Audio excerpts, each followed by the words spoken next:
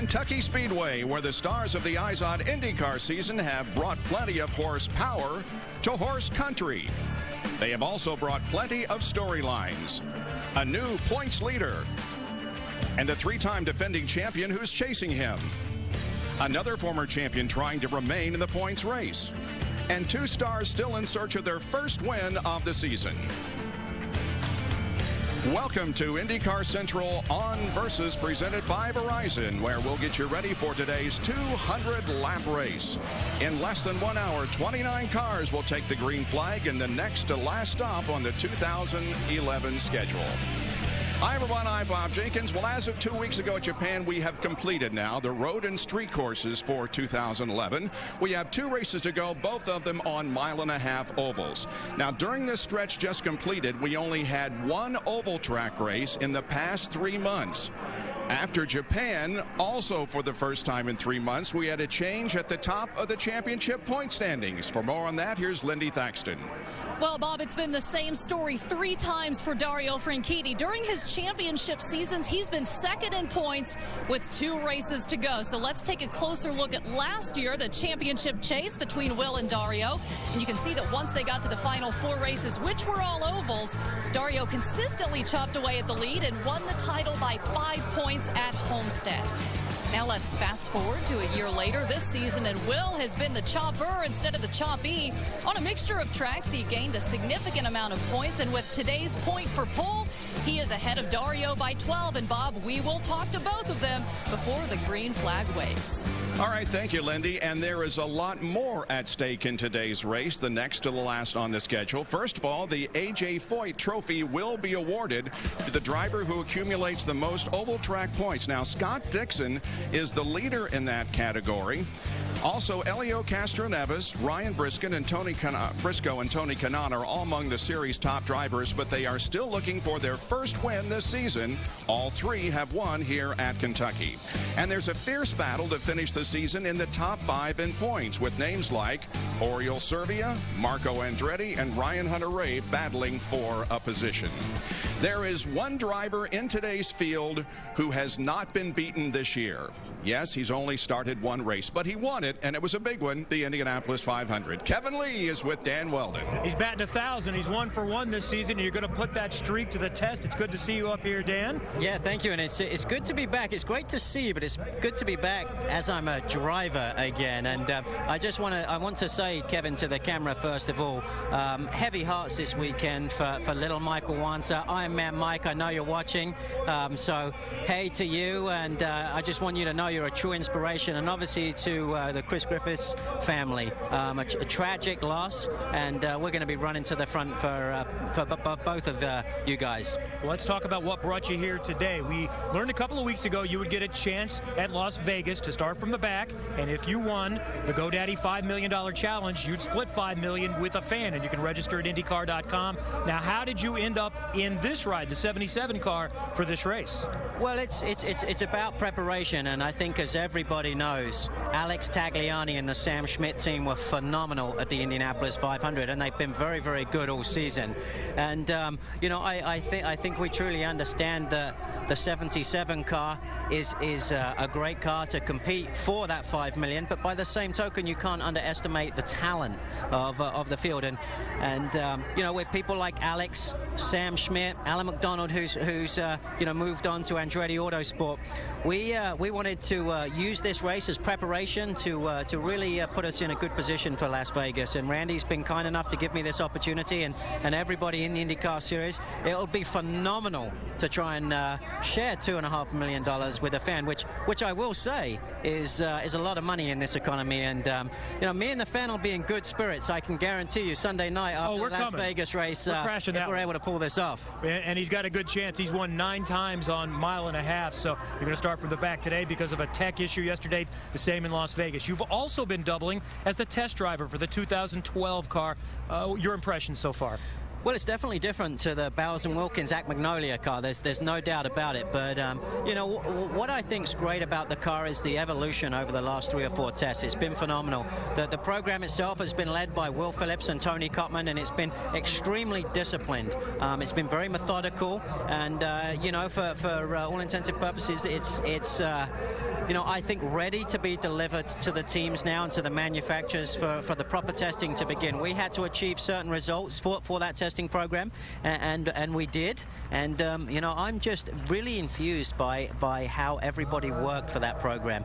You know, when there's so many manufacturers, I should say, involved, including the engine manufacturer Honda, you know, it's sometimes you see them pull in different directions. But I think because of the momentum of the series, and so because everybody's so enthused, it's really going to be an incredible package, and I've enjoyed every minute of driving it. This is the best of both worlds. We have you with us today, and we get to see you drive a race car. Good luck today. Thanks for coming up. That's Dan Weldon. He's finished 3rd here 3 times, looking for his first win, but he's won this year in his only start. The last 2 winners here are running out of time to get to victory lane this season. Kentucky Speedway, here we go. Ed Carpenter challenging the leader. Wheel to wheel through the corners. They come off of corner 4 at the line. It's going to be Briscoe. Ryan really wanted this. The leaders are going 2:16. Castroneves just did 2:09. Yep. And he's going to try to make it. Carpenter stays out, but Weldon and Franchitti come in. Elio Castroneves is the leader of the race. Patience, experience, and fuel strategy pay off as Elio Castroneves records another victory. And he watched that highlight with a big smile on his face. Big win for him last year. Kept alive the streak of winning for 11 straight years. And you haven't won yet this year. So what's the #1 job? Get yourself back into victory lane and take that streak to 12 years, or help your teammate win a championship? Well, certainly this weekend it's a lot of things going on. And first of all, we have a great sponsor, Cintas, in our car. So we're really fortunate to have that. But in the end of the day, we start in the back. We want to give this opportunity, obviously, to the Team Penske. And that means if we've got to be able to go to the front and help Will, we're going to do it. But if I have an opportunity, if I position myself in an opportunity to win a race, come on, man, I got to make it happen. So let's see what happens. But we have a long race. The weather looks good, so we're really looking forward. After Japan, let's say you unleash some feelings on Twitter. Any regrets there, you think, Elio, after what you said?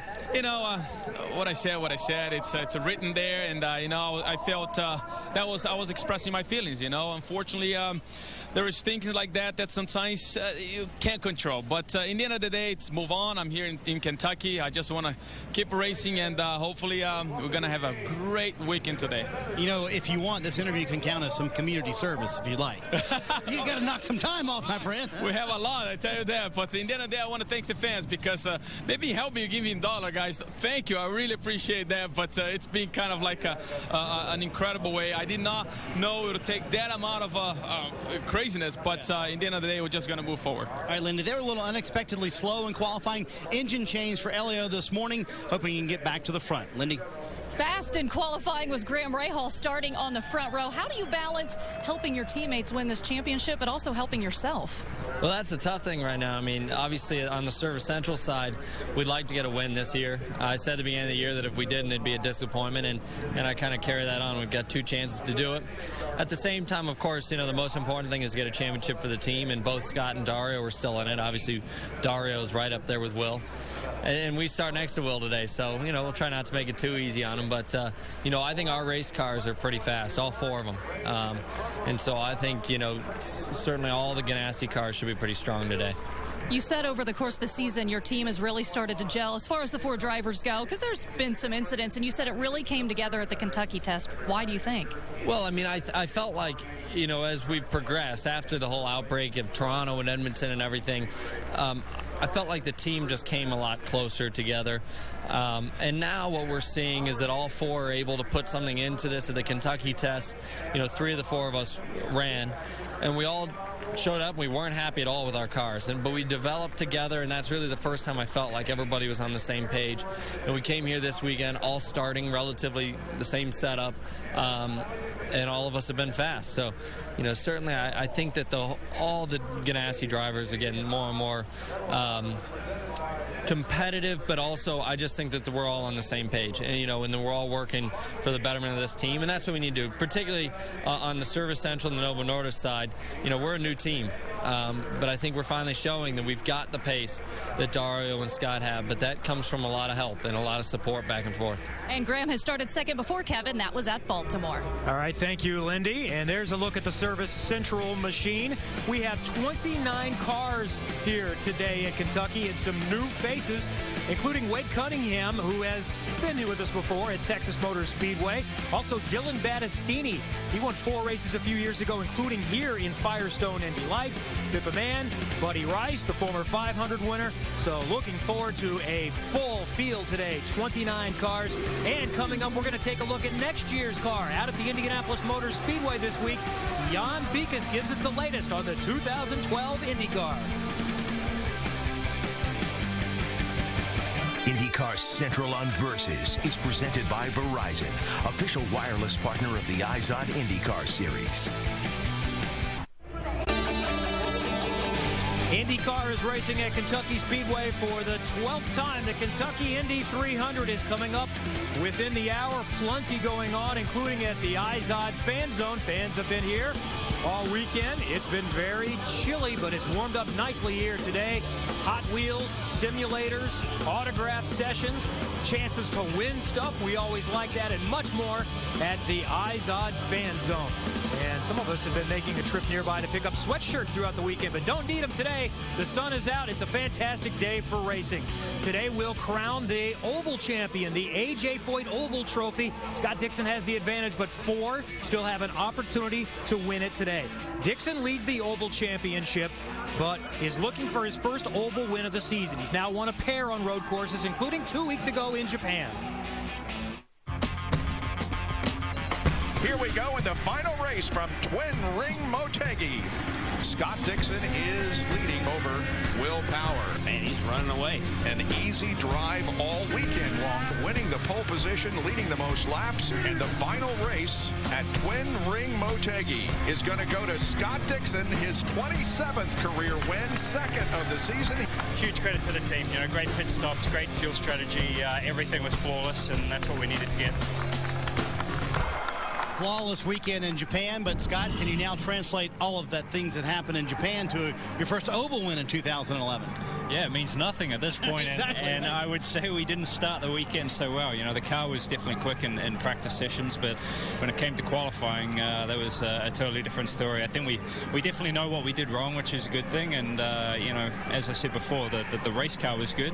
So we're looking forward to moving back towards the front of the pack and hopefully have a good result today. Quick quiz for you. Who's more popular in New Zealand, you or the rugby team?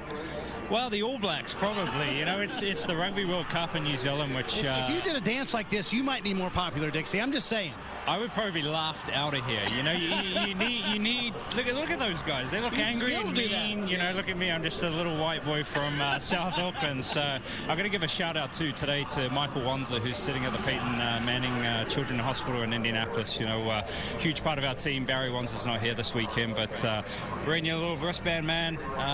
Best of luck, and we'll try and get a win for you today. We're all praying for him, but your All Blacks won last night for you, so you're in good shape, right?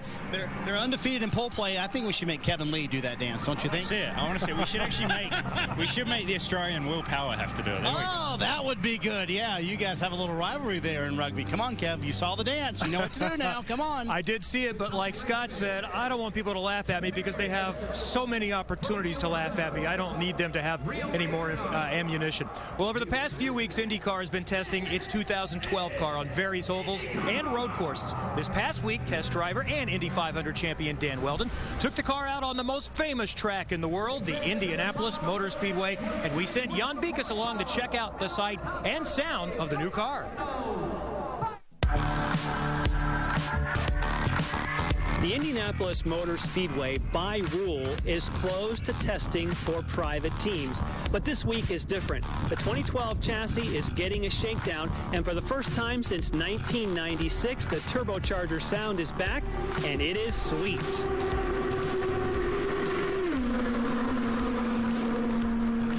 The sound will little different, though, because Chevrolet and Lotus have chosen to go with twin turbochargers, but the Honda in this car has a single.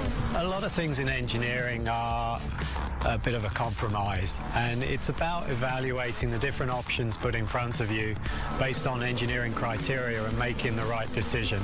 And what we looked at was outright power, the drivability, the packaging, weight, torsional rigidity. Came to the conclusion that for Honda, going single turbo was the way that we wanted to go, and we feel that we can get a race-winning package out of that. The overall philosophy is lighter weight, safer structure, but with less aerodynamic drag. The idea being, let the air underneath the car produce the downforce, then the wings don't have to do as much. Now, the largest component of drag on an open-wheel car is the spinning wheels and tires. So at the rear of the car, by the regulations, the under tray is wide. It's actually wider than the rear tires. So then the aero kit can bring the air around and get rid of that high drag area at the rear tire. But this is the area on the car that has brought debate amongst the fans. Is it function or fashion faux pas? I'm not a huge fan of it. In front of the rear wheels, you know, for me, I don't like the appearance, but that's what you get when you have multiple aero kit manufacturers. When people are allowed to dream and do what they wish, that was Dell'Ara's perception of what they thought would be fast. So I can't wait till 2013 when aero kits are introduced, and you'll see many different functions, and you know, there'll be things I like and dislike, but each up to their own. The airbox is obviously a hot topic conversation. A lot of people expect a turbocharged car to have an open roll hoop. This we don't, but the primary function is to ram air into the turbochargers. Whether you're a single or a twin, you'll take air from the same spot, giving no advantage to either one. The current Dallara, of course, was designed originally to run just on the ovals. Now this Dallara is designed to run both. So the suspension, for example, doesn't need to be changed depending on the venue. In fact, you can take this piece, flip it over to the other side. It works on both. You don't have to carry as many spares. The teams can continue to use their same shocks, but now they're located up on top because of a pushrod suspension. The mechanics don't have to lay on the ground to make those changes. The brakes now are the same between road course and oval. They're carbon, rotors, and pads, and of course so much attention on safety. The high impact foam that has protected so many drivers in the headrest area, now there's 3 inches behind and 1.25 inches below the driver's seat. In the cockpit it's more roomy, but there's only 2 pedals, so here up on the steering wheel is a hand clutch. That gives you the opportunity now to have anti-stall for road courses and launch control, meaning it would be ready for standing starts. Now, so much about the high technology, the real important thing, how does this car feel? The person who's done all the testing, of course, reigning Indy 500 champ, Dan Weldon. Well, first and foremost, I've had a great time developing the 2012 Indy car. It's a lot of fun to drive. It allows you to attack, certainly the entry phases of the corners a lot more than perhaps the previous car. And most importantly, I think the fans are going to love it.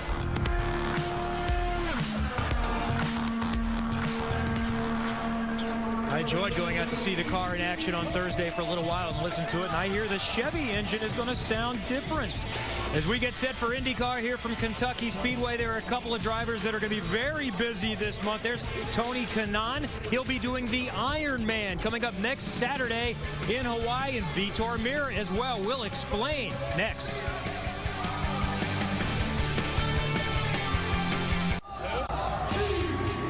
Back at Kentucky Speedway, driver introductions happening right now. J.R. Hildebrand, Graham Rahal, and James Hinchcliffe as well. Hinch, a career best starting position of 3rd today.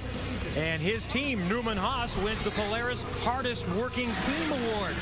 The 8-time Champ Car title winners have been playing catch-up a bit since the merger in 2008. But not only this season has Hinchcliffe impressed as a rookie, but Oriol Servia is 4th in points. And I really think that they are one of the teams to watch when we get to a level playing field with new equipment coming up in 2012. Talking about hard working today, nobody is working harder right now than a pair of IndyCar drivers. Tony Kanaan and Vitor Mir will travel to Hawaii this week to take part in one of the world's most grueling events, the Ironman World Championship. After that event takes place next Saturday, they'll travel to Las Vegas to compete in the final race of the season. I'm just tired talking about that, and especially when you hear what is involved in the Ironman. Last week we caught up with them, and they're training outside of Miami. Welcome to Miami. We're training for the World Championships Ironman. We've done maybe 2 or 3 half Ironmans. So it was time to step it up and train for the World Championships. Which is a full Ironman. 2.4 mile swim and then 112 bike and the full marathon afterwards. The World Championship in Kona in racing would be compared to the Indy 500. It's not that there's much relationship in between the two sports, but in triathlon you learn a lot about your body because you have to pay attention on your body. What you need, how much you're sweating, how much you're pushing yourself. In Indy cars, you pay attention on the car. The Indy 500 and the Ironman are going to be long days, and your mind is your worst enemy in both of them. When you're having a bad day in a racetrack, like on a 500-mile race, it becomes a long day, and that's what's going to happen in Kona. Being a race car driver, you're always either running, cycling, or lifting to try to be fit for the race car. And then one day, one of my coaches says, well, you do all the 3 already to train, why don't you enter triathlon? And when you have one driver doing it, then the second one will do it now. I mean, I would say probably half of the field in IndyCar do triathlon. I get beat all the time by him, but, you know. It's the perfect sort of like situation. We're friends, we're doing the same race. We like triathlon a lot. I know for a fact he will be quicker than me because he's a better athlete in that aspect. For many reasons, 20 pounds. 20 pounds. Whatever, I don't want to make excuses. I don't want to make excuses here, but in my head will be no competition against Vitor. I know I have 17 hours to do. If I do earlier than that, fine. If I can't do it, then I'll be really mad. You will suffer more during the run because the last one is the one that... We don't have to run, we can walk. When the cameras are on, we'll run. When the cameras are off, we'll walk. Every 20 miles on the bike, they have water stations and food stations, and every mile of the run. We're not going to run a marathon. We're going to go run station by station. A mile 25 times. And I'm going to make a lot of friends on the station. The drinks are for free, I heard. That's good. We're professional race car drivers, and we're trying to be triathletes. Wow, the Indianapolis 500 is a great test of man and machine, but the Ironman nearly 3 times as long. Each of those events is a lifetime achievement. They'll do all of them in one day, and you can see it on NBC on December 10th. The event is coming up next Saturday in Hawaii. Our championship leader, Will Power. We're going to talk with him and Dario Franchitti and get back to the championship chase in just a moment here on Versus. Just 2 races remaining in the 2011 IZOD IndyCar Series season, including today at Kentucky. The championship is still up for grabs. Will Power took the advantage at Motegi. Dario Franchitti has been in this position before and won it, and Scott Dixon is still in the mix as well. Here's how it breaks down per race. 53 is the most that can be earned in one race. Power already has the bonus point for the pole, can get 2 for leading the most laps. Let's hear from the first of our championship contenders. Lindy Thaxton is with Will Power. And Kevin Will thinks one of the reasons he lost the championship last year was because of lack of experience on ovals, the second being the pressure. You've done this dance before. What's different this year? Well, obviously experience is the biggest factor. That, you know, this will be the 3rd time I've raced at this track, and I think just a better understanding of the approach. You know, I'm just in a better state of mind. Do you feel at a disadvantage because the 2 people you're up against are teammates? Scott and Dario? No, because I think that they're actually battling each other now. The Scott's sort of back in the mix a little bit, so it's probably the perfect situation. Have you thought about the situations, points-wise, that you could capture the title today, or are you not even thinking in that way? Because it could happen, technically. Not even thinking of points at all. It's sort of funny. People have to tell me how much I'm leading by because I don't even know. I'm just focused on doing the job and focusing on things I can really control, and the others, you know, it's what it is. And Marty's with Dario, and he's not starting where he'd like to, huh? Yeah, he's starting at 11th. So first of all, how big of a hole did you dig yourself here by qualifying 11th today? I have to say there wasn't much more we could do with that. We had to change the engine just before qualifying, and the car actually felt very good. just wasn't fast enough. So hopefully race trim, the car is quick, and I know these Target boys are ready to go to work, and we'll see what we can do today. 2 ovals, and with that left and with where your team is right now, can you beat Will Power straight up, or are you going to need him to have some problems in order to win this championship? No, I think we can still beat him straight up. But we have to do a better job than we did yesterday.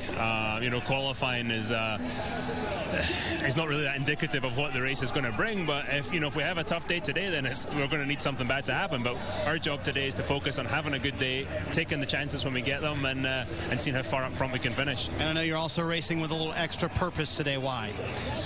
Yeah, our buddy Michael Wanzer is back in Indy. He's not having a good time, and Barry's back with him today. Barry, we miss you. Michael, Laurie, Robert, you guys are our inspiration, and we'll try and do our very, very best for you today. And both Dario and Scott have told me they are dedicating the race to Michael Wanzer today, Kevin.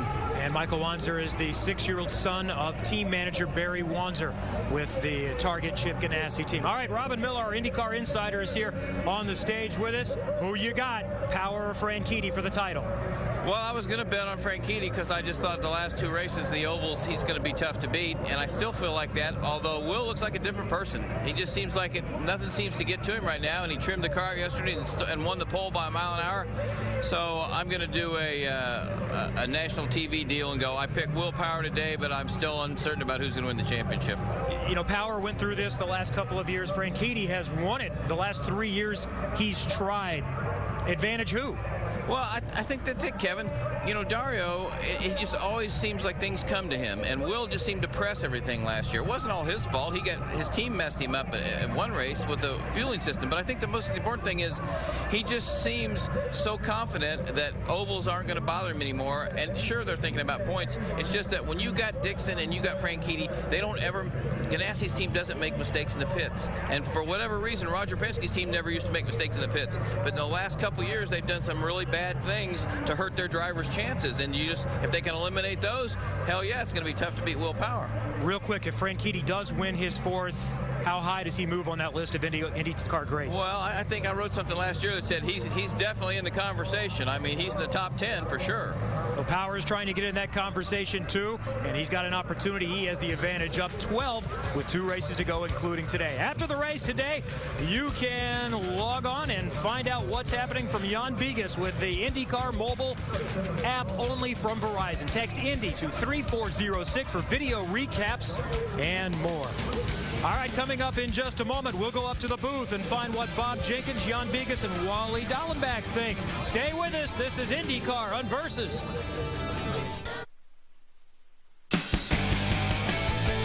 IndyCar Central on Versus is presented by Verizon, official wireless partner of the IZOD IndyCar Series.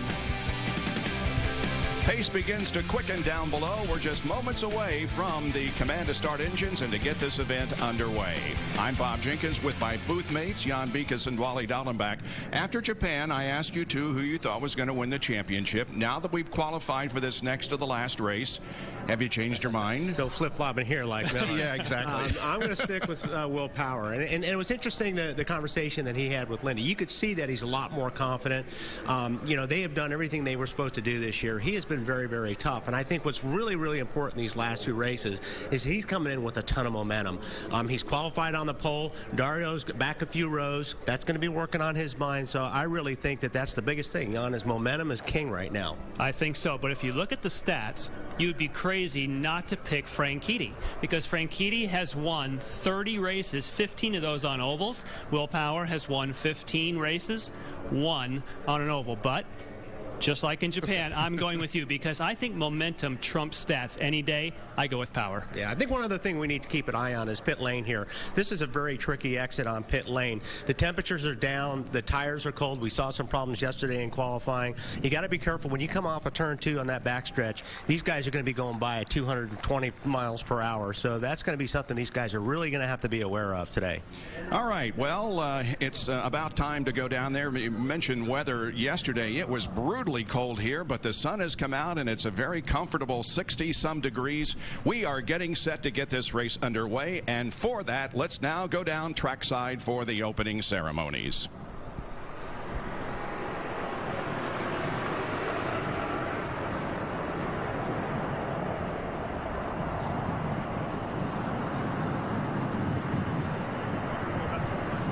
Once again, race fans, we ask that you rise and remove your hats and join country singing star Michelle Murray for the singing of our national anthem.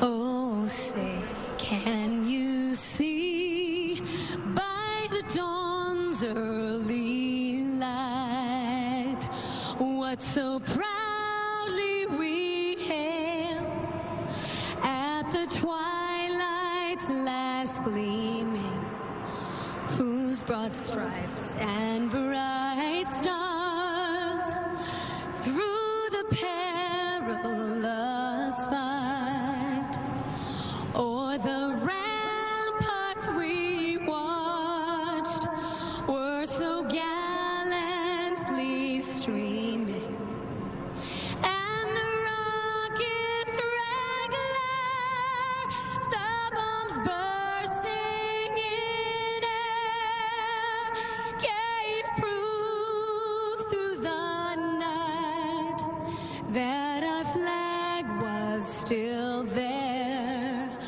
Oh, say, does that star-spangled banner yet wave o'er the land of the free and the home of the brave? How about it, race fans? A nice round of applause for country singing star Michelle Murray. 3 Medal of Honor winners in attendance today. First Lieutenant Jack Jacobs, Captain Jay Vargas, and Staff Sergeant Drew Dix. Thank you for your service to our country. Thank you for joining us for IndyCar Central on Versus, presented by Verizon. Will Power and Dario Franchitti engage in a championship battle here in just a few moments.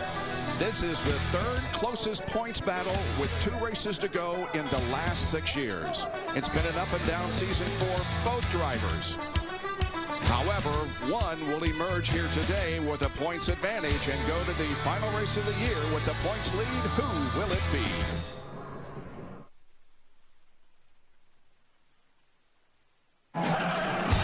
Speeding toward the championship finale in Las Vegas, the stars of the Eyes on IndyCar Series must first stop at Kentucky Speedway. After a summer stretch on road and street courses, Will Power, having won at Sonoma, Power will net 21 points on the championship leader. Twin checkers are out. What a drive for Will Power. has overcome a 62-point deficit to claim top step on the championship ladder. But with 2 oval track races remaining, can the road course champion hold on to the lead?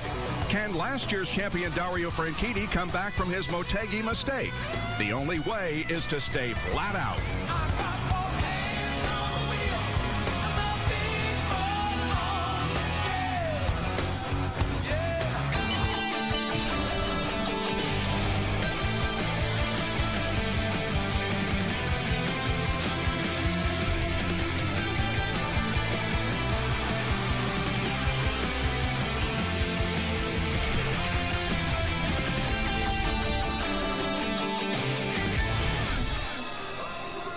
From Kentucky Speedway, located near Sparta, Kentucky, welcome to Versus coverage of the Kentucky Indy 300, the next to the last race on the IZOD IndyCar schedule for 2011. 29 cars and drivers are getting set to go on a beautiful Sunday afternoon.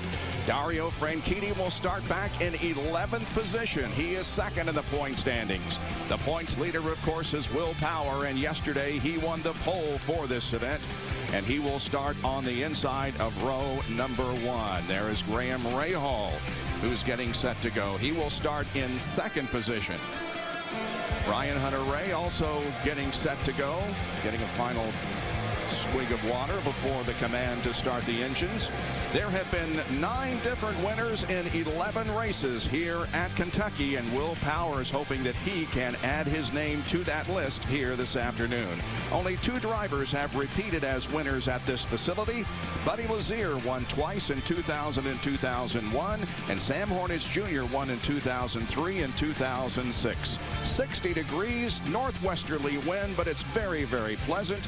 Humidity very low, 38%. All right, let's go down to trackside and get the command to start this IZOD IndyCar Series race here today. And here to give the command, the most famous words in motorsports, the honorary Grand Marshal of the Kentucky Indy 300, Cincinnati Mayor Mark Mallory. Drivers, start your engines. The command has been given. Row 1 pit tech, let me know.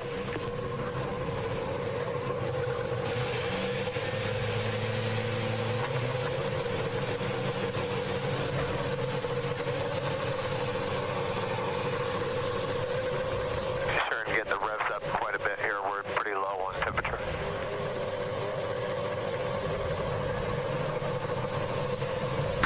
Row 2, are you running yet? 2 hot. 1 hot, 1 knot. 4 hot. Hot. 6 hot. 7 hot. 8 hot. 9 hot.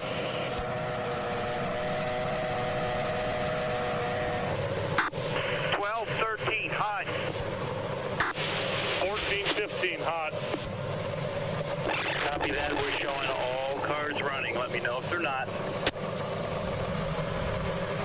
Well, we heard 1 car not, but apparently that has been remedied, and all cars are now running, all 29, as we get set for 200 laps, 300 miles of competition on this 1.5-mile tri-oval, with the banking at 14 degrees in the turns, and through the tri-oval here in front of the grandstand, it's banked at 8 degrees.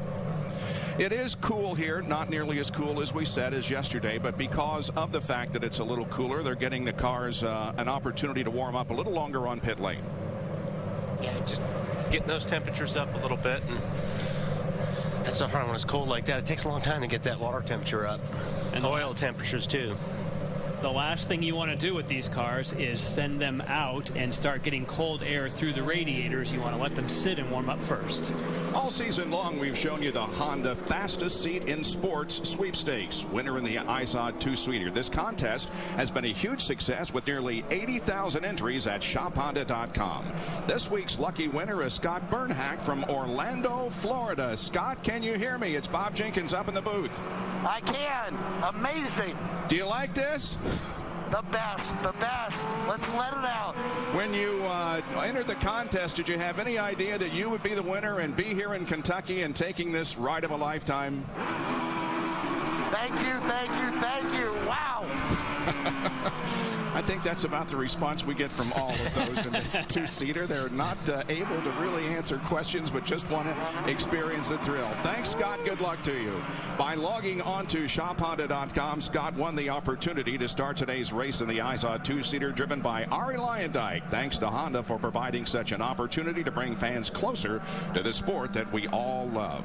Here is the Mother's Polish starting grid for today's race. Will Power and Graham Rahal occupy the front row, with Power the only driver in excess of 219 miles an hour during his qualifying run. James Hinchcliffe, a rookie in the series, starts third alongside Ed Carpenter, who's been a second here the last 2 times he's competed. Hildebrand and Marco Andretti will occupy row number 3. In the 4th row, it's Scott Dixon and Ryan Hunter-Ray. Oriel Survey and Charlie Kimball occupy the 5th row. In the 6th row, it's Dario Franchitti and Mike Conway. Franchitti starting in 11th. In the next row, the 7th row, Simona De Silvestro and Danica Patrick. Wade Cunningham and Elio Castro-Neves will be in the next row. Then Buddy Rice and Ryan Briscoe. Tony Kanaan and Anna Beatrice in row number 10. The 11th row, Vitor Meira and Takuma Sato. Then E.J. Viso and Alex Lloyd. Dylan Battistini making his first start in the series will start 25th. Townsend Bell 26th. James Jakes and Dan Weldon back in these 27th and 28th positions. And Pippa Mann, who crashed during her qualifying run or warming up for her qualifying run yesterday, will start in the 29th position. All right, let's talk about strategy. Well, the Sunoco pit strategy this week is good news. Anytime you see the pit windows, in fact, there are three. You can see the 41 to 52, the 94 to 105, and the 147 to 58. Those numbers are wide. That's what you want. And of course, Lindy, if you're somebody like Dan Weldon starting at the back, maybe a time to try some different strategy. Yeah, he's starting 28th and has to start last in Vegas. This is like a dry run for you. How do you play the strategy starting from the back? Well, the strategy is really a function of how good the race car is. You've got a good race car, you can go to the front around these tracks, no problem. So we think the Bowers and Wilkins car is pretty good today, and as you say, it's great practice for Vegas. Yeah, Bob, it's anyone's guess what's going to happen out here today. Well, the most different leaders that we have had at this racetrack, 9 in 2009, 23 late changes. Onboard cameras today will be carried by Ryan Briscoe, also Elio Castroneves. Dario Franchitti has the Firestone onboard camera. Scott Dixon will be starting in 7th position. J.R. Hildebrand carries the National Guard car, showing pink, honoring the female military service men and women. And Will Power, the pole sitter, will carry the Verizon onboard camera. 29 cars begin to come up to speed off of corner number 4. Green, green, green. We're racing at Kentucky Speedway.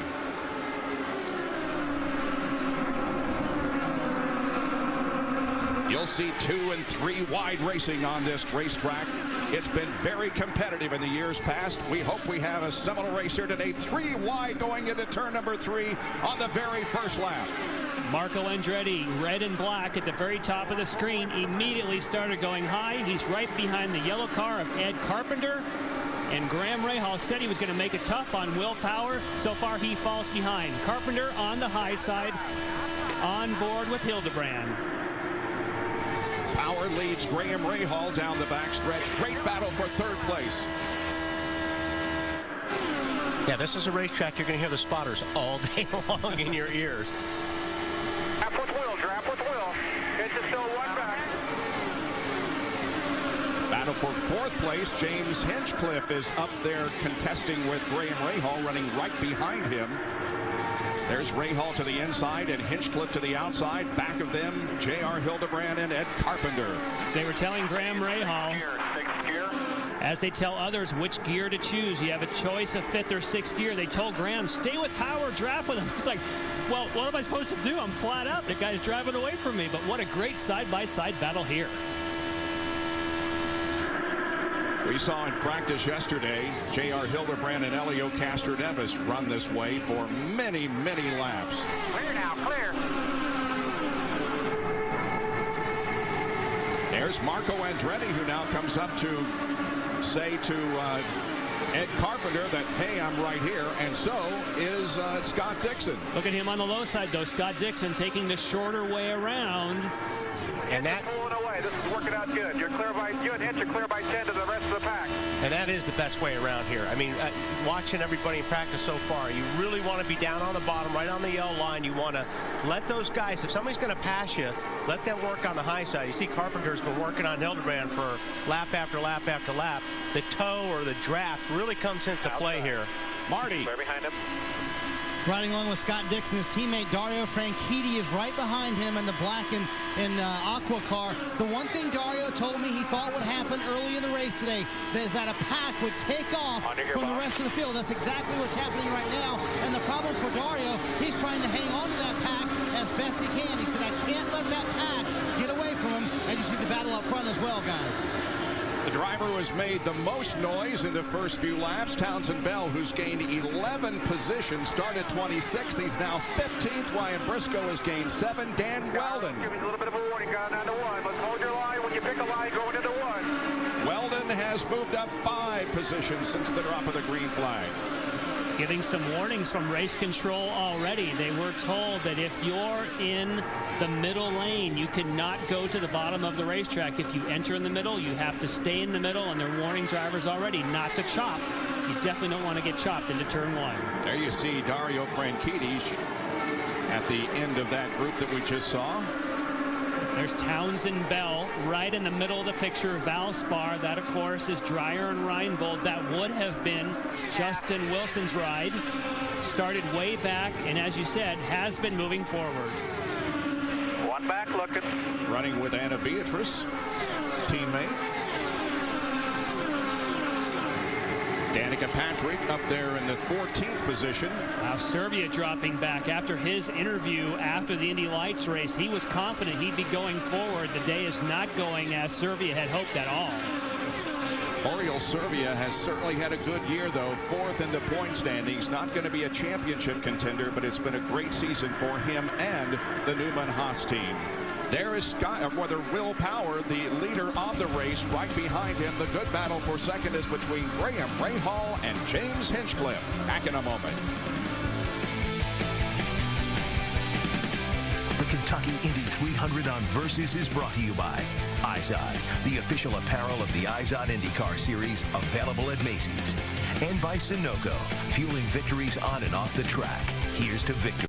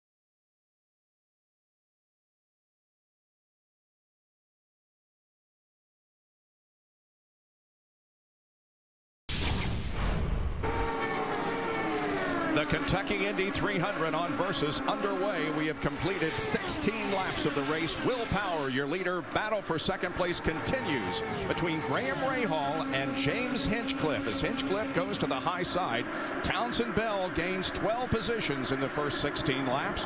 Moving up to 14th, Briscoe has gained 8 and Weldon 7. Kevin. James Hinchcliffe with his best start of the season qualified 3rd. They took off downforce yesterday before qualifying. He said, you know, if I'm going to keep doing this, if I want to be competitive on ovals, it's time to take off the big boy pants. Put on the big boy pants, and he did that yesterday, and he really put up a big number in qualifying, and he's got an opportunity to stay up front today. Sounds like he's not wearing any pants, according to you, Kevin. You scared me there, Kevin. Let's make it clear. He's wearing pants, okay, and they are the man-sized pants. Okay. I wasn't quite sure what we were going with there. Hinchcliffe gets such a great run on Rahal on the straightaway, but then he's got to pull out, and he just doesn't have the momentum to pull off the pass. It's just like when you pull out after you're drafting somebody, it's like a parachute going out the back. It really slows the car down. He is right there. Marty. And guys, one of the things to keep an eye on early in the race is how far those Penske cars came back up through the field. Helio Castroneves today started 16th. After 6 laps, he was 12th. You're riding along with Ryan Briscoe right now. Both of those cars changed engines this morning, and Elio told me it was really because they wanted to be precautionary. They were a little worried about why they lost 3 miles an hour all of a sudden in qualifying, so more to be on the offensive. They changed engines this morning as you ride along with Elio Castroneves, currently in 12th, up from 16th.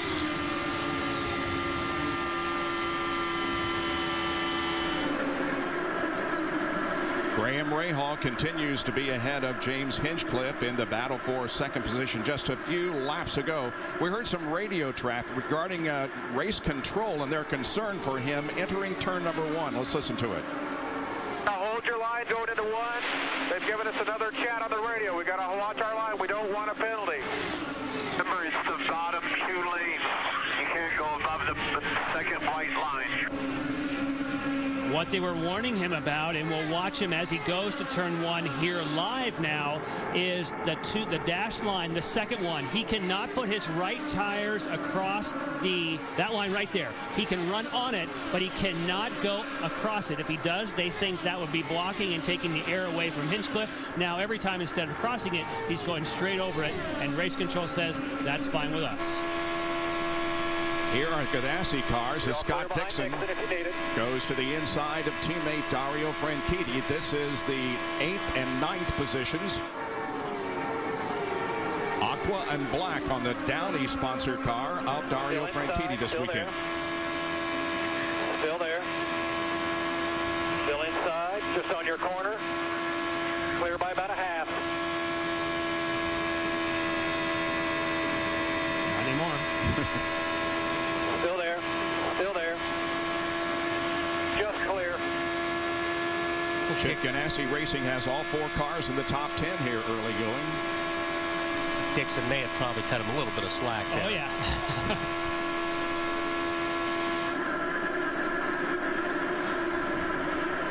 Again, 8th and 9th here, Franchitti and Scott Dixon. It's Will Power leading by almost a second over Graham Rahal and James Hinchcliffe. Arco Andretti moves to 4th, and J.R. Hildebrand is 5th.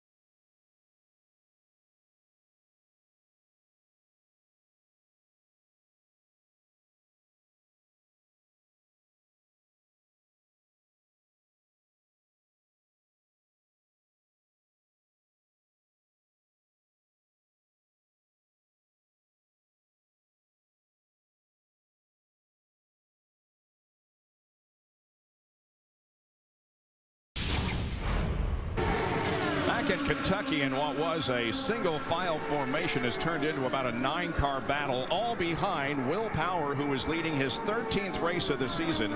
The record for most races led in a season is 15, shared by Dan Weldon in 2005 and Juan Pablo Montoya in 1999.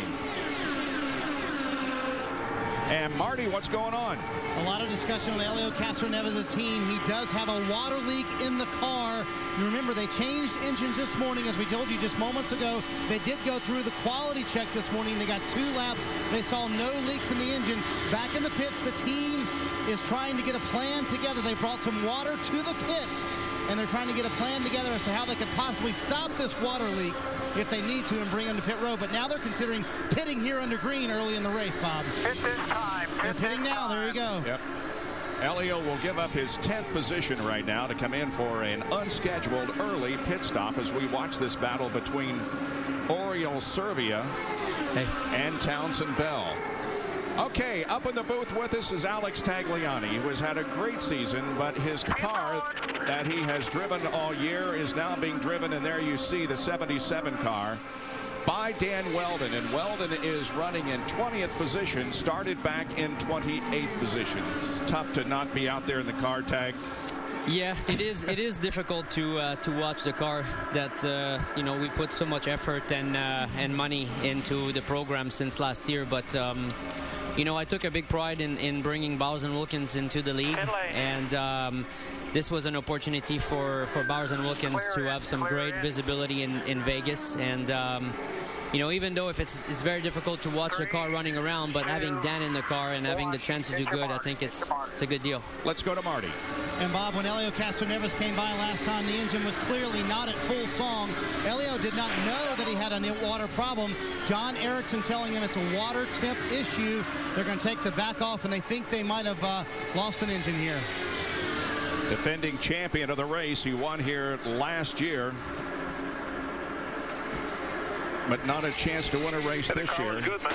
And it also is meaning that only one race remains now, and his quest to win a race for another season. He has 11 straight seasons that he has won at least one race. He does not have a victory so far this year in the series. Now there is Will Power, who has opened his advantage over Graham Rahal to 1.8 seconds. 37 laps completed. Race going very quickly here at Kentucky Speedway.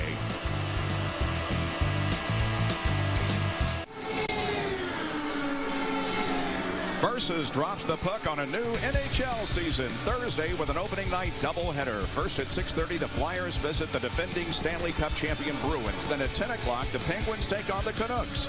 The NHL on Versus. Hockey is here. And if there's one good thing about ending the racing season, it means that hockey season isn't too far behind.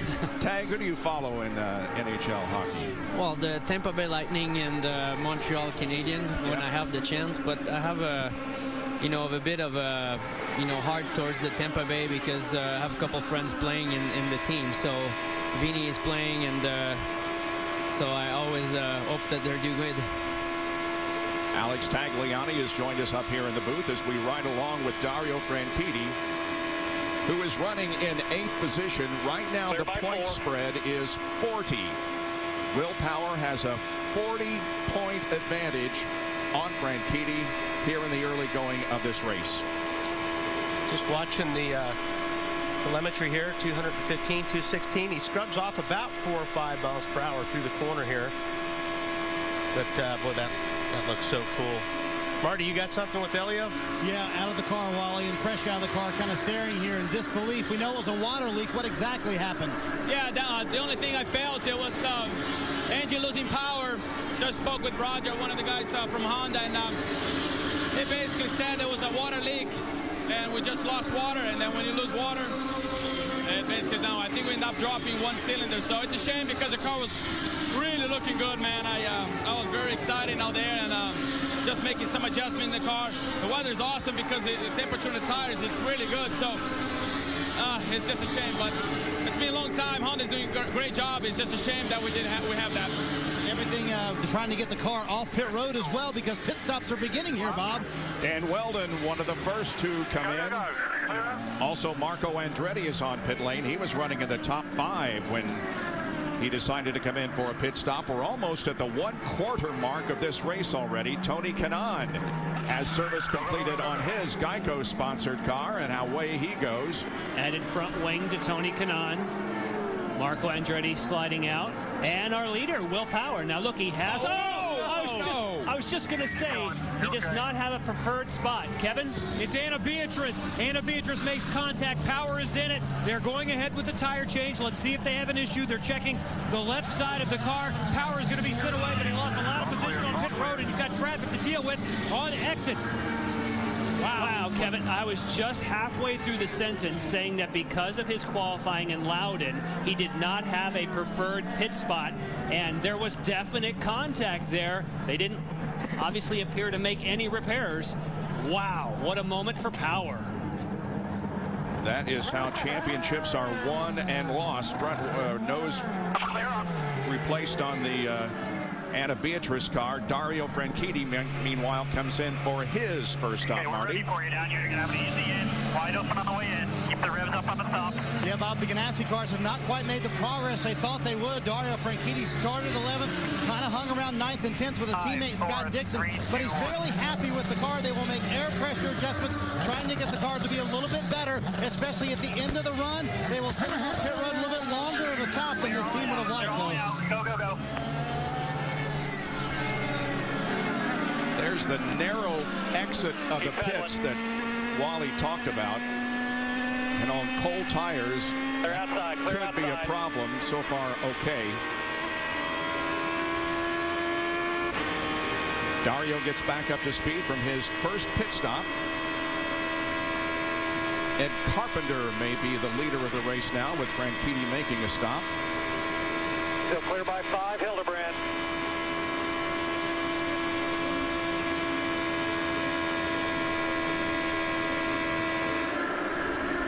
There's Graham Rahal.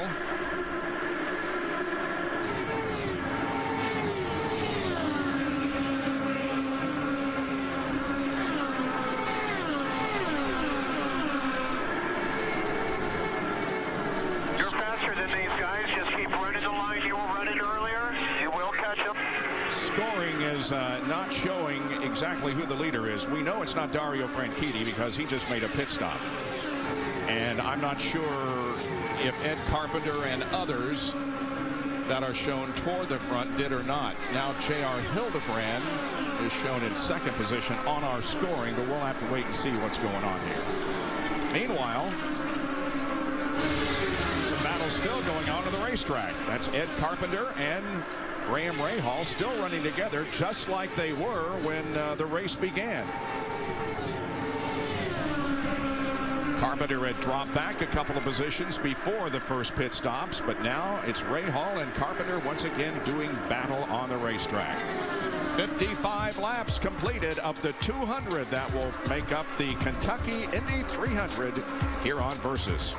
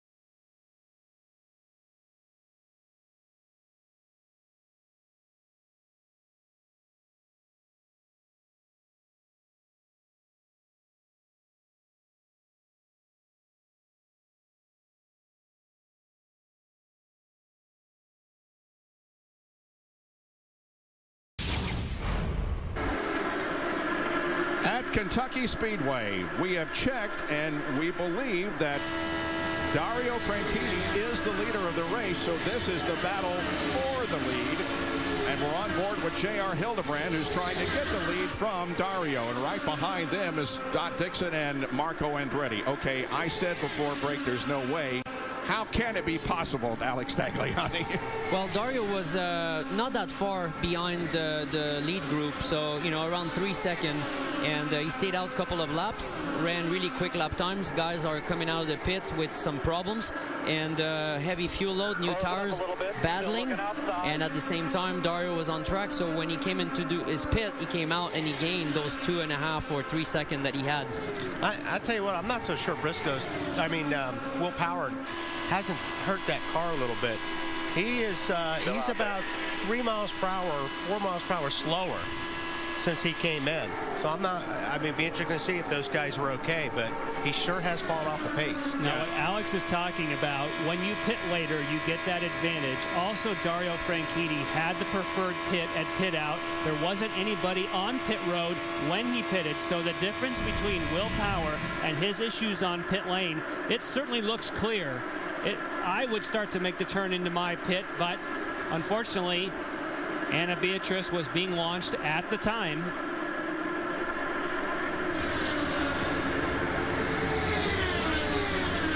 Wow. Well, because of that, Will Power now runs in 9th position, and the points lead goes back to Franchitti by 14 over Will.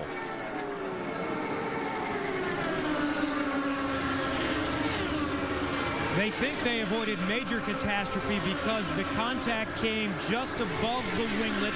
They don't think there's any damage with the radiator. It's body work issue, but Will Power has not been talking on the radio. They're still not certain how the car is handling. As you mentioned, he's lost some time on track. He's not as quick as he was before. Remember the last time he had contact on pit road in Iowa, the car didn't handle the way it did before, and that's one of the reasons why he eventually put it in the wall.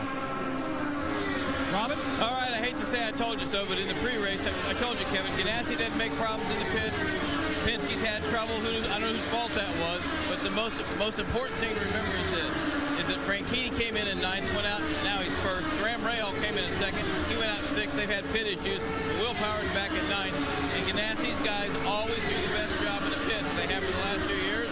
And he's proven us wrong again. We didn't think there was any way he's leading. And guess what? He's leading because they did a great job again. And the battle right now is for 3rd position as Marco Andretti goes to the inside of Scott Dixon and temporarily takes 3rd spot. J.R. Hildebrand running 2nd on board with Scott Dixon.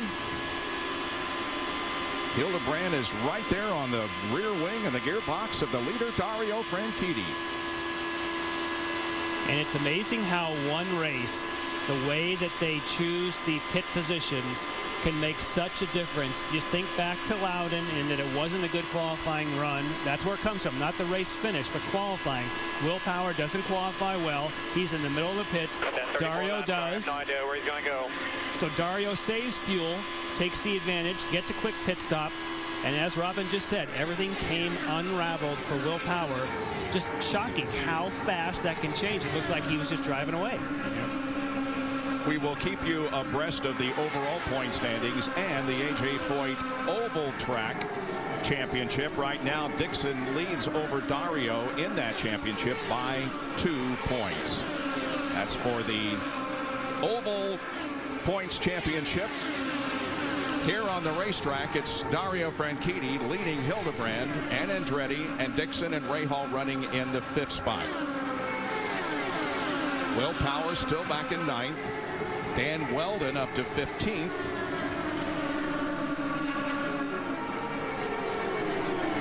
Those cars passing by the car on the low side of the racetrack, which is Dylan Battistini, who is making his first IZOD IndyCar Series start here this week for Conquest Racing.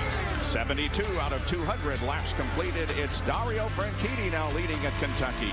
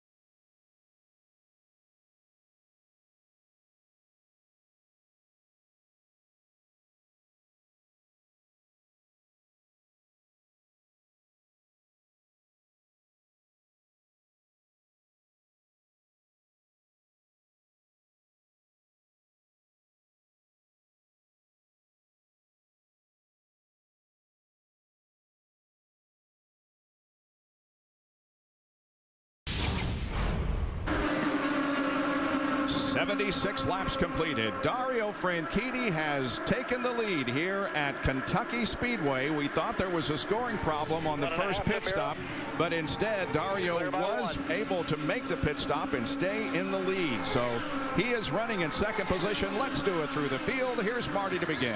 Yeah, it's a beautiful day to go through the field, and Dario has what everybody wants, clean air, and that's the big difference. They went 3 laps longer than most everybody else. When they made their pit stop, he was out turning fast laps while everybody else was out making slow laps on cold tires. No adjustments on that stop for Dario Franchitti, and exactly where he wants to be. Behind him in second place, J.R. Hildebrand. No changes on his stop. When we talk about teams that have really come up, how about Panther at these oval racetracks? They've always been good. Clearly almost won the Indianapolis 500, running well today. Below him is Scott Dixon, and I believe we have a yellow, Bob. First of the afternoon at lap number 80, 79 complete. He's in turn 2. We believe it is for debris. Nothing appears to be major on the racetrack. It is indeed. So the caution will come out and break the speeds. Now, when you're talking about speeds, Will Power, before he had the pit incident, was clocking laps at 218.2. Since he has come out from that problem on pit lane, they were about 4 miles an hour slower, Jan. And Bob, that would be because, first of all, we don't know if there's damage, but I would suspect it's because they would have put a low downforce setup on Power because they expected him to lead. There is, in fact, the debris. So it wasn't a mystery caution. It was, in fact, something, because that... Yellow for debris on the backstretch. That could definitely cut a tire. You need to go down yellow for that. That is in the racing line. But what I was saying, and Alex, you and I talked about it a little bit during the break, they expected Will Power to be out front. You put a downforce level thinking you're not going to have to run in traffic. Now he's stuck in the middle, and he's in trouble. That's correct. I mean, that's the perfect strategy when you start up front. And it's probably also what Dario is running because, you know, on the first segment, he was not running very well. It seems like he was just buying his time in 10th place, and then he's running up front almost uncatchable. So it looks like those two guys chose to setups that they can make them run up front. A reminder, everybody, all pit stops are off of turn 4. 18 cars are on the lead lap here at our first caution. Pits are open. Pits are open. Pit off of turn 4. Race average 211, and going down at one point it was 217 there before we had the series of pit stops. So still a quick pace, although it's going down because of this caution. Bob, you heard Dario say he's coming in. Expect almost everyone to stop. You always stop under caution, especially a track like this, because you lose more than a lap if you tried it under green. Maybe someone like Vitor Mira might stay out, who's trying to get a lap back. Otherwise, hit the pits. All right, pit stops underway. Here's Kevin Lee. And Will Power needed this yellow because they need to make some changes. There's a big hole on the left side of the side pod, so they've got a great big piece of tape. They're going to try to stabilize the car as much as they can. Power at 60 miles an hour. Sharp left-hand turn will get around James Jakes through. He will take 4 Firestone tires and Sunoco ethanol, and he'll make the changes, Marty. Scott Dixon in the middle of your screen. You saw a wing adjustment, also an air pressure adjustment. He said he feels like he's sliding both ends of the car. His teammate Dario Franchitti will easily win the race off pit road. They come out 1-2. No changes for Franchitti. Few changes for Dixon. Kevin? Still working on the side pod. They put one piece of tape down, another piece of tape. I heard Tim Cindric right before Power came in telling the crew this is a big hole, and they have patched it up the best they can. And there is fuel leaking out of the back of the car. There was something, it looked a little bit more than you normally see when a car peels off a pit road. So hopefully for the 12 team, that's not an issue. Wow, how this championship has gone back and forth. Unbelievable. Right now, the race, the Sunoco race off pit road, shows that Dixon gained a position, Andretti gained one, J.R. Hildebrand lost 2 positions on that. Ryan Briscoe was also a big gainer in 3 positions. And that's certainly, on looking at that, has got to be the big, I mean, that definitely is a lot of drag. Oh, yes. I mean, at 220 miles per hour, a hole like that is definitely going to slow the car down. There's more debris there at the backstretch that missed a bit. It's probably the debris is probably off of Power's car. Good chance of that. 10-4, we'll get somebody on that. Now, I think the liquid that Kevin saw was they went with the water bottle and sprayed it down when he left, like you do, to be sure to dilute any fuel that might have been from the refueling. So hopefully that wasn't anything from the radiator area. We heard Tim Cindric call and talk to Power to say, come back in again. Oh, the tape didn't stay. Cross the field yet or not? Here we are. Coming in here. Coming in. So Cindric directs Power in once again. Hold up here.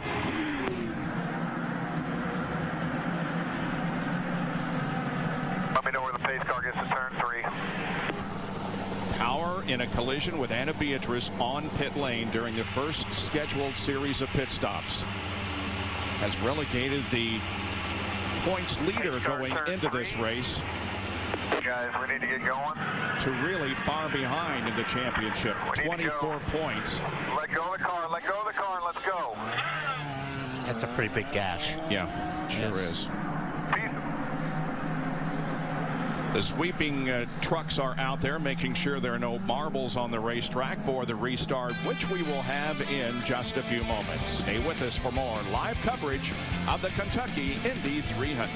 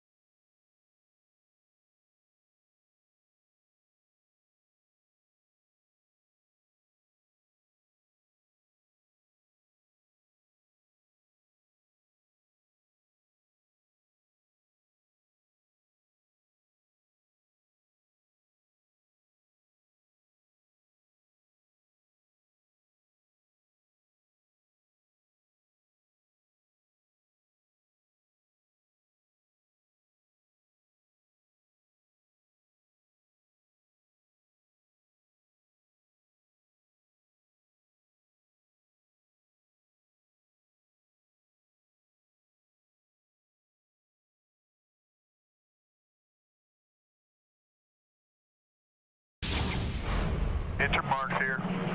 Byron, tell me when they're in turn 3. Big development here at Kentucky Speedway in the Indy 300. Will Power with a collision of Anna Beatrice on pit lane, and they are still working on Will Power's car there on the left side pod. Trying to tape it if he's dropped all the way back to at least 20th position. Let's show you what happened earlier. And as Will Power is coming in, he obviously is going to be making a line like so into his pit. All right, Anna Beatrice at this point, their team, she's located right here. They need to see that Will Power is coming, and they need to not send her. And as you see, he's giving a wide berth so that there's plenty of room to get in, but this is just bad timing. That was not the right call, unfortunately, by Dreyer and Reinbold. You cannot fault Will Power for that one. You come in at the speed limit, you swing as wide as you can, and then hit your pits. Just an innocent victim, unfortunately, being in the middle of the pits. And the tape that they have tried to use to make repairs just didn't hold. It just flew off the side pod. So problems for Will Power here in his attempt to become the IZOD IndyCar champion for 2011. Not looking good for him at this next to the last event. It's been a 64-point swing. And one other thing we have to look at is the fact that Dario can now Dario can now lead the most laps and pick up those 2 bonus points. Very, very important in the battle for the championship. Now, Bob, someone, possibly like a Danica Patrick, someone could here fairly soon. They need quite a few more laps of yellow, but somebody might duck onto pit road and make a late stop, and it could pay later. Of course, we know that Will Power will do that because he's consistently been coming in trying to fix the car. If they finally get that fixed, he'll come in just before they go green, take fuel, might luck out, and make it as the final stop. Danica Patrick running in 9th position in her next to the last race in the IZOD IndyCar Series, Marty. Yeah, well, for Dario Franchitti, now it becomes interesting when you talk about the championship battle. They have just informed him on the radio of what's going on with Will Power and all of his problems. They told him where Will is running. So I'm curious, from Tags and Wally and Jan, now do you approach the race differently if you're Ganassi? Do you back off a little bit, play it a little more conservative, but you love that clean air too, don't you? I don't think you back off, but it definitely takes a little bit of pressure off. I mean, you know, listen, when you're racing and one of your competitors, you're racing somebody for a championship and that competitor has a problem, you're very happy inside that car. And so, I mean, I think it just takes a little bit of pressure off you, knowing that, you know, your rival's having some issues in the pits. Yeah, it takes pressure off, but you start hearing some weird noise in the car, and you hope that the luck will go with you. But I think, you know, as Ian was saying before, you know, Dario has a quick setup when he's running up front, and he's going to try all day long to stay right there.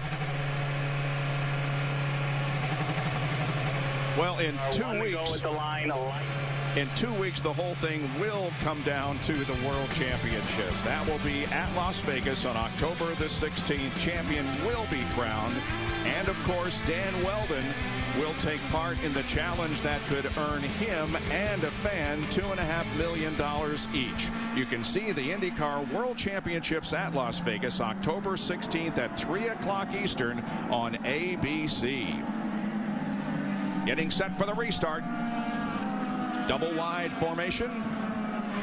It is Franchitti, Dixon, Andretti, Hildebrand, Rahal, Briscoe, Ryan Hunter-Reay, Ed Carpenter, Danica Patrick, and James Hinchcliffe in the top 10. Will Power is running in 23rd position.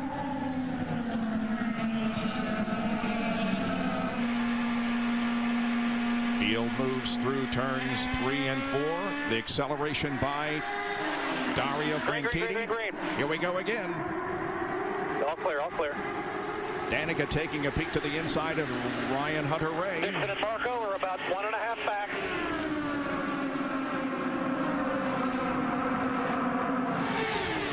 Franchitti takes off, leaving the side-by-side battle between Andretti and Dixon. I think that's pretty good confirmation that he's on a low downforce setup. He just pulled away off the restart. J.R. Hildebrand running 4th.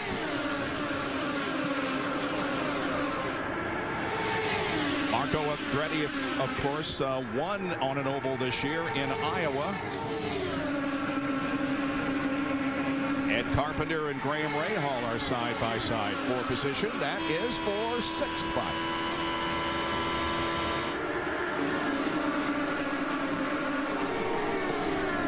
Ryan Briscoe, we were on board with him briefly. He, of course, has different colors this weekend, being blue and white, moving up. Just lost that spot to Ryan Hunter-Reay. James Hinchcliffe working the top side. Top 3 stuck together very, very closely as Briscoe looks to the inside of Hinchcliffe now.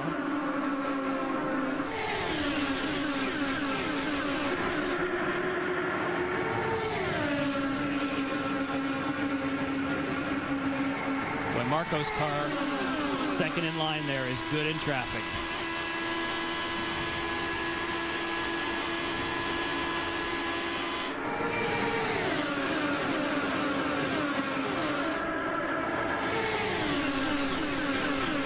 Guys, back in the back, you saw Ryan Hunter-Reay take that spot from Ryan Briscoe.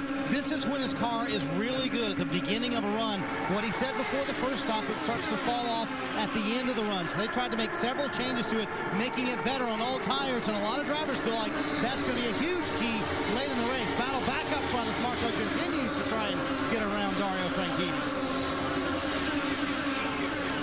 And when Franchitti leads this next lap, he will have more laps led today than Will Power. This will be the 49th lap that Dario Franchitti has led. Right there with you. And this is the 11th race that Dario has led this year. He has led on every oval except the second race at Texas, where, of course, he started way back in 28th position. Boy, some good racing going on here, huh? Yeah, Marco gets such a good run. As soon as he pulls out, though, the car just stops. Oh, Hildebrand just drifted up high in the pink livery. You talked about that earlier, Bob. Recognizing the female military. 20% is the number of female military.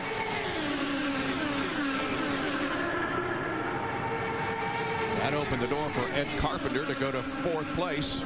And we are already at the halfway point of our final race of the 2011 campaign. ABC with a broadcast at Las Vegas in 2 weeks.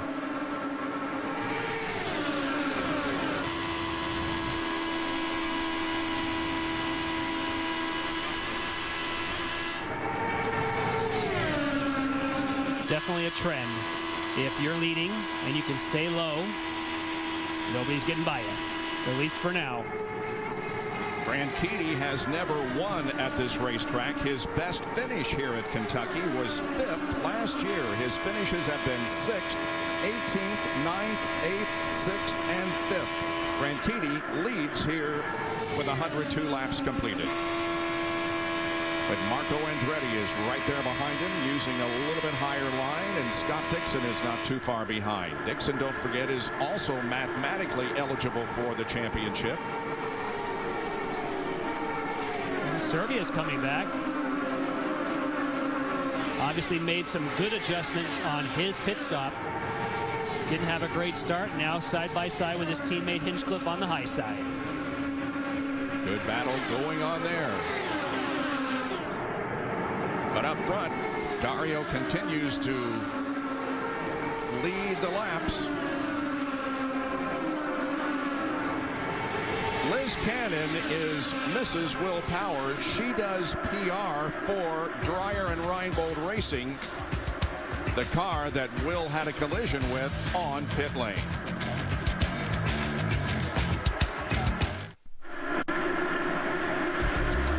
Dario Franchitti leads in the Kentucky Indy 300 here at Kentucky Speedway. Franchitti the leader. His opponent in the points championship, Will Power, with a collision on pit lane. Power back in 23rd. The point spread, Franchitti by 28 over Will here at this moment in the race. Let's do another through the field. Marty.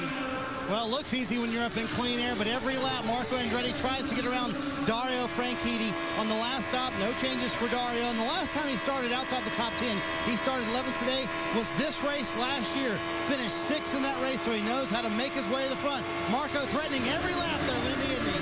Yeah, right on his tail. Marco won at Iowa Speedway this year. He has never won a mile-and-a-half oval. This is his 99th start in IndyCar. He says he's disappointed. He's only had one win so far, and his dad Michael thinks pretty soon he's going to get to the point where he's going to be a major factor in every race. One crew change for him this weekend. His fueler is gone. He has a different guy. The guy he normally has a pinched nerve in his back. Scott Dixon is back in 3rd, and he keeps saying to Marco Andretti or Diz Spotter to tell Marco Andretti, Spotter, get in line. If we can get in line, we can pull away from that group behind us. That's what that front three is trying to do, Lindy. Ed Carpenter starting 4th, got Sarah Fisher racing its best start ever. Team owner Sarah Fisher finally back at a racetrack with her husband Andy O'Gara with their newest addition, little Zoe Marie O'Gara, who was born September 13th. Lindy, what a race for J.R. Hildebrand, having a terrific afternoon. He's coming off his best road course finish of the year, 7th at Motegi. The car has developed a push. You heard Jan say earlier, he went way high in the turn. That's because way too tight right now for J.R. Hildebrand. Lindy? Graham Rahal is really struggling with understeer at the end of his stints. He's one to watch on fuel his last stop.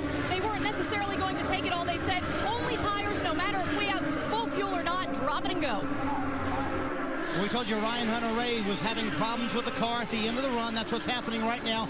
Too much of a push. He is trying his best to hang on to Graham Rahal's coattails, but it's tough to hang up there with that group. Behind him, Oriol Servia, who's starting to come forward. He's back behind Ryan Hunter-Reay, and the car was not good at Texas, the last mile-and-a-half racetrack, but this weekend, many changes, much better for he and his teammate James Hinchcliffe with Lindy. Kevin?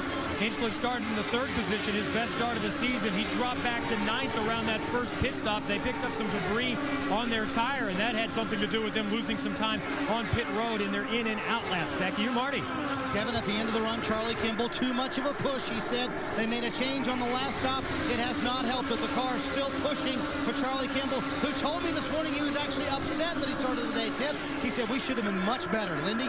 Wade Cunningham behind him. He has driven 4 lights races here. He won one of them. That was in 2009. He has not raced since Texas, but he says he's pretty comfortable back in the car because he was able to test here last week. And right behind him, the Indy 500 winner, Dan Welton, didn't start too well for him today. He had to start 28th. The car was so loose, he had to pit a few laps early as you see him battle with Danica there.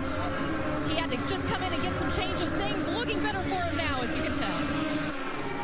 Danica Patrick had worked his way up to 9th position, had dropped back to 14th, but as you see, she's starting to pick up some spots again. She has worked her way back up to the 13th position, so back in her comfort zone on the ovals. Danica Patrick might be a factor today. And there you have the first 13. We will tell you that Will Power is back in 23rd position. There he is, running basically by himself. He is the last car on the lead lap and now finds himself 28 points behind Franchitti in the battle for the season-long championship. And with Dario leading and taking the bonus points and Dixon third, Dario leads the A.J. Foyt Oval Championship by 1 point. We came into the race with Dixon leading, and now Dario is the leader in that race also. Stay with us. We'll be right back here on Versus.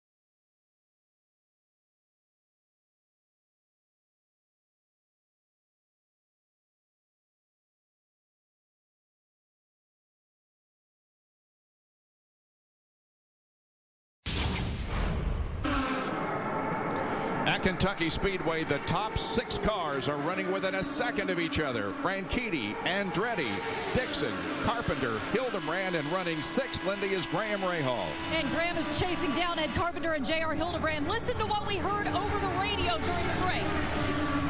You saw him touch in front of you. You saw him touch. They're getting stupid up there. Be on your toes. Watch your momentum with Ed and J.R. They're going to do something stupid. We got to be ready. Okay, you get a good run. Use your overtake and go with the faster car if that happens again. Yikes. Yeah. That's pretty close. I hope they. Oh, here comes Graham. He's doing exactly that. All right, inside with. He has momentum. Side by side with JR. Still there. Rahal, Hinchcliffe, and Servia. Down on the high side down here. Now he's on the button. He didn't use the button initially, but now he's on it.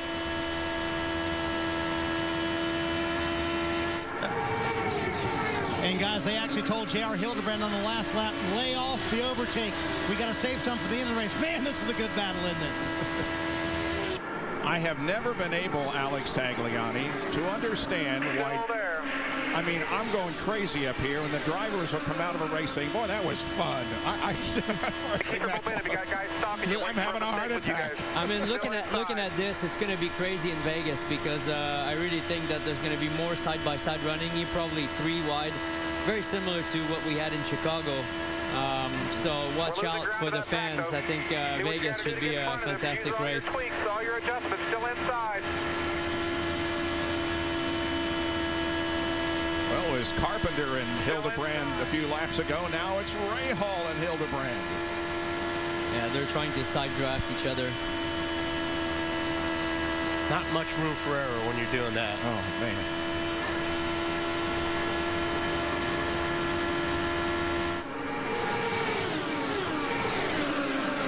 That's Hinchcliffe and Ryan Hunter-Ray right behind Rahal and Hildebrand. And again, this is... He's a rookie, don't forget that. Inside. 5th, 6th, 7th, and 8th right there. Lee Orbaugh he's great with his quotes as the spotter for Rahal. We want to get to the bottom if we can. We need to save fuel. Clear. See, with Marco opening the door like that, I'm surprised Dixon doesn't try to get underneath Marco and try to follow Dario through. Now, it almost looks like Dixon may have a little bit of a push in his car because he does slide up the racetrack a little bit. So maybe he can't get to the bottom. And also, when you're following in turbulence, it's very difficult to stay on the tighter line. And you're asking a lot more from the right front tire because you will have push, but you're saving it more when you're using a wider line. So I think what Dixon is doing is riding with push, but not asking too much from the tire by keeping the car tight. Underneath them, yep. Ed Carpenter running 4th, Lindy. The bolts have come out on the left side of his helmet. He is holding it with his left hand, driving with his right hand. When he comes into the pits, they're going to tape it up for him. Wow, how much uncomfortable can that be? Yeah, not very good. Yeah. Not at 217 miles an hour. Boy, Dixon keeps fanning out there. If we can ever get to him, we can get under him. Well, that's exactly what you were talking about, Wally. Well, he closed that gap once he got free, did Ed Carpenter. Yeah. Yes, he did. And his car seems to be working pretty good down on the bottom.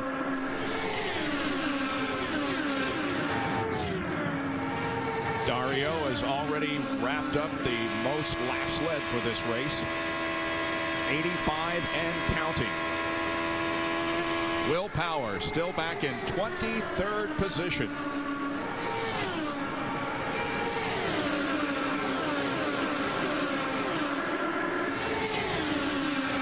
Should be seeing pit stops before too long.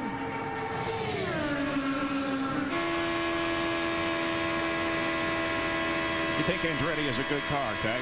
Yeah, it looks like, especially to run behind someone that close, you need to have a good mechanical amount of grip because the aero is almost none. And He's the one that pushes the least up the track in 3 and 4 over the bumps, so he looks pretty strong. Keep coming, keep coming. You're okay. He has been dropping, and he's coming in, and they don't know what they're going to have to deal with here because they cannot hear him on the radio. You see they're going ahead and changing the tires. It doesn't look like they made any adjustments, and he's back out. Got some Sunoco fuel for Dan Weldon. Sunoco, proud manufacturer of ethanol. Use your overtake. And Anna Beatrice has come in. Looks like we had somebody hit. Kevin? Simona Di Silvestro was coming down pit road, lost control, spun, and took out one of her crew guys. He did get up, though. The crewman has gotten up. 2 tires have been vaulted into the infield. She's made contact with the inside retaining wall in pit road.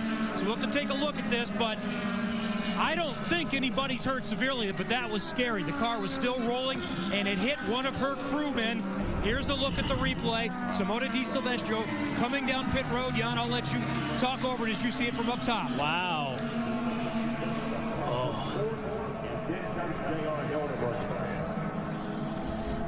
Now remember that Dan Weldon was on pit road when this happened, and if everyone else pits, he will go to the lead.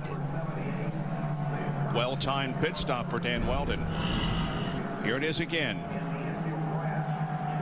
She had been in the pits. She was leaving on cold tires.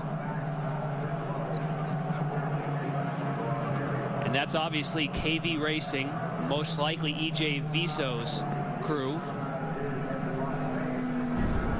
So she had been on pit lane, was leaving on cold tires. The way Wally did it went, though, almost wondered if the rear might not have been tight. I'm not sure.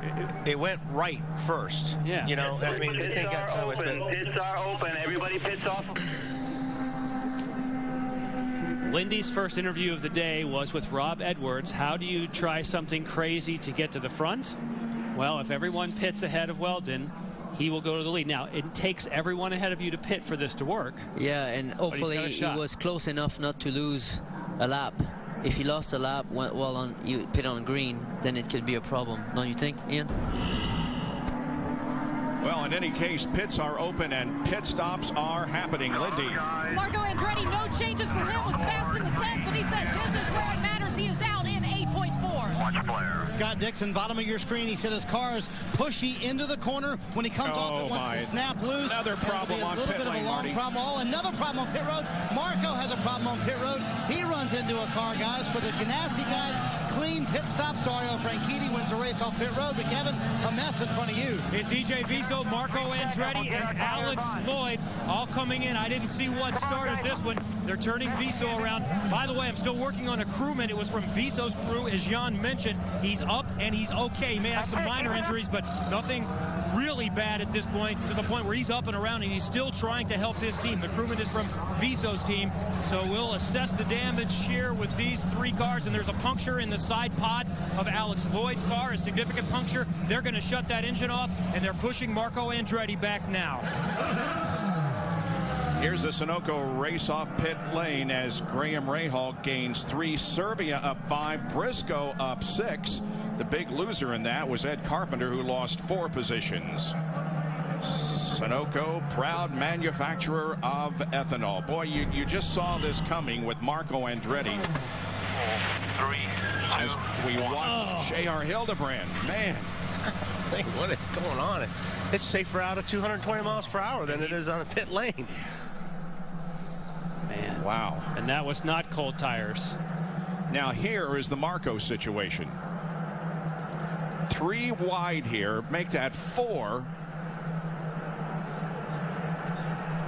I don't understand any of that. Yeah,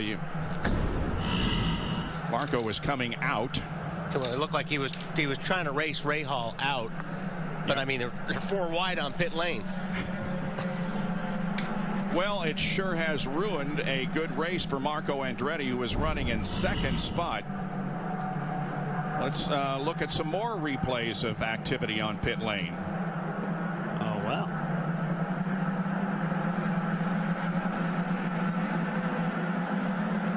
So he almost gets into the back of Dario first. Goes to the right of the pylon.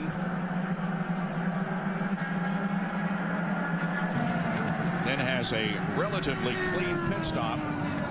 See, now watch Rahal. You'll see Rahal. It's almost like he's trying to race Rahal out. Yep. Oh, Rahal checks up, and yes. And the reason Graham checked up was because he saw Alex Lloyd trying to get for his stop. I think Marco was thinking that Lloyd was leaving the pits and not coming in. Yeah. And by the way, I have to apologize because I do see an under mistake by jumping at conclusion when I saw Weldon coming in and out, but I forgot we're on ovals. We're not on street course. Laps are short, you know, and I didn't account for losing a lap on pitting on the green. I wanted to see the Bowers and Wilkins car go to the lead. They work on Alex's Lloyd car, and Marco Andretti gets out of his car. Wow, all kinds of activity on pit lane here at Kentucky Speedway. We'll take a break and be right back.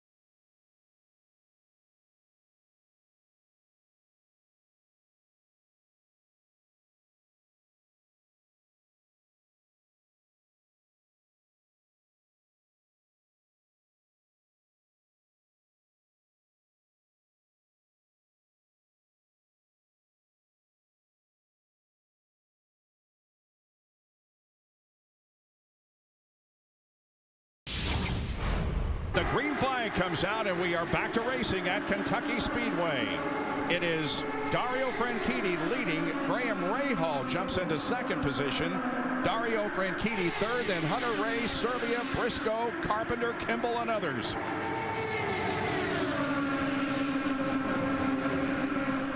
Ryan Briscoe working the high line above Ed Carpenter and Danica Patrick, who's right in there also in ninth spot. Now, Bob, this may get interesting because if there was not another yellow, you would go into fuel save mode, so you would not have to make another stop. If they were to run quickly here, they'd be at the moment 3 laps short. So at some point, someone is going to turn the wick off. If it turns out that it's Franchitti, that'll bring everybody together.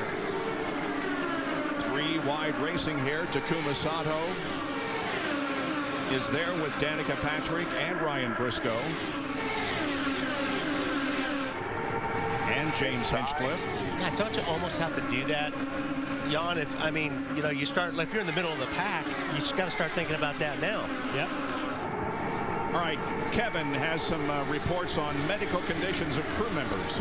Well, the first of our 2 pit road incidents was Simona Di Silvestro. After she had made her pit stop on cold tires, she lost it, and she ran into a crew member with the 59 team, EJ Viso's team. It's DJ McMahon. He is the chief mechanic. He was up and walking around, but with a big limp, and he was carted off to go to the medical center. He gave a thumbs up. His family happens to be here, and he told them that he's okay, but obviously he's got some injury to deal with. Marty? Kevin, the other incident was with J.R. Hildebrand's team. It is Eric Scheinman, the inside rear tire changer. He is awake and alert, and you see them working on him now, getting ready to take him to the infield care center. I can tell you he is in considerable pain, however, and it is his left leg. You see them immobilizing that right now in an effort to transport him to the infield care center and possibly a local hospital as well. Lindy? Marco, where do you think the confusion was in that? They were coming in, I was going out. But, you know, my dad pointed out to me, he's probably right, that it was my fault because I bogged coming out of the pit box. And so that allowed Ray Hall to be next to me. Okay, there's Marco's take on it, guys. Yeah, like I say, it did ruin a very good race for Marco Andretti. Make that move work. I think it will work. Inside. Look at Graham Rahal trying to grab the lead away from Franchitti. Graham with a great run here this afternoon. Would you not be trying to save fuel at the moment? Well, I think if you're running up front, no. I mean, because you don't know what's going to happen. But if you don't, I think if you have a car that isn't fast enough to run up front, if you're sitting back there, you know, in the 10th, 12th, 15th spot, yeah, I would start saving fuel. I just don't know if you can afford to do it if you're running up front. Correct. You know. And Wally, real quick, that's a dilemma for Dario Franchitti. They told him he's a few laps short on fuel, but he's got guys behind him pushing him. So, yeah, he would love to save fuel tags, but right now he's got to try and keep the lead. That's the biggest thing. Graham Rahal once again goes to the high side to try to get around Franchitti. You can talk to Scott Harner up there, his spotter, tell him we cannot make it to the end. If he wants to save a little more fuel, let us lead.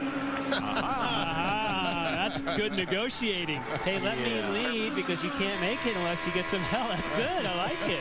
You think, yeah, you like it, but they're not going to buy it. No, because the problem is you have a caution. All of a sudden, it's out the window, and you've just given up track position. Graham has finished second twice this year at Brazil and in Milwaukee. He's running second right now. And again, the calculations for someone like Dario running in the front is he's at least 3 laps short. I see, if I was Rahal, I'd say, you know what, if you guys really need to save fuel, why don't you let me lead, draft off of me, you can save a little bit more fuel that way, run second. That's exactly what they're trying to sell. Yeah. We just need to stay in line.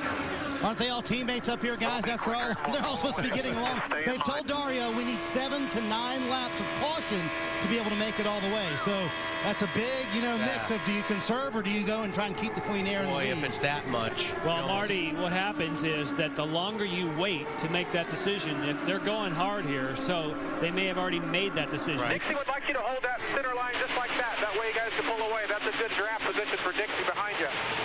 There you go. All 3 of those Ganassi cars talking to each other through the spotters.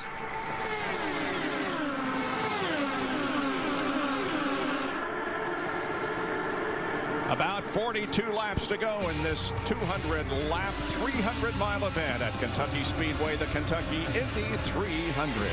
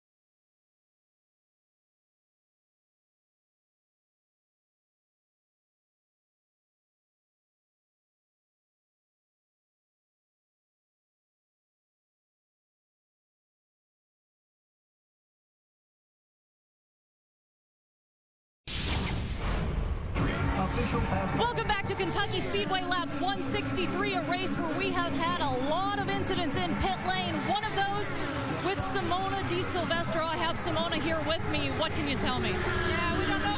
We pitted and we had fuel pressure issues, and then the engine wasn't firing up well. And when I took off, it just all of a sudden went crazy, and I really have to apologize for the KV guys, because that was pretty bad. But you're seeing it for the first time. I know it's pretty bad. Like, I'm really sorry. I really don't know what happens, but it is what it is. And we had a pretty good race going. I think confidence was coming up, and just have to go to the next one, and have to take nuclear clean energy and Interchange for all their effort this year. But yeah, I'm really sorry for the KV crew. How does something like that affect your confidence? Well, it's not really anything you can do about it. It just when the car all of a sudden goes full throttle and you're on the speed limiter and it just keeps going, it's a bit crazy. So I don't know. It's nothing I could have done differently. So it is what it is. We'll see what happens. Thanks, Simona. We have a crash. Anna Beatrice, Bob. Anna Beatrice in the wall, bringing out. All right, guys, you okay, Bia? Another caution. Which is why you never give up a position. Bia, copy, you okay? Because now they may be good to go, because this will take a while. Looked like a big hit for Anna. The Holmatro safety team quickly to the scene of the crash.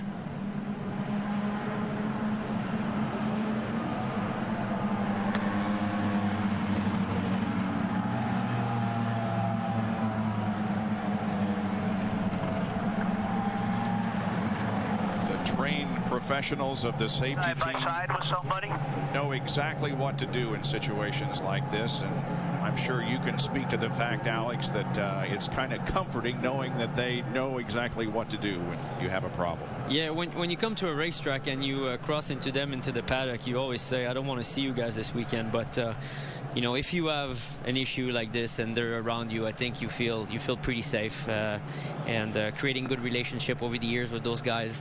When they come to you, I think you can sense their professionalism, and Dr. Trammell being there. And all these guys are really, really good around racetracks. Dr. Trammell is one of the physicians on scene there, along with Dr. Olinger. Well, obviously, it was a big hit. We saw the safer barrier and the length that she traveled after hitting.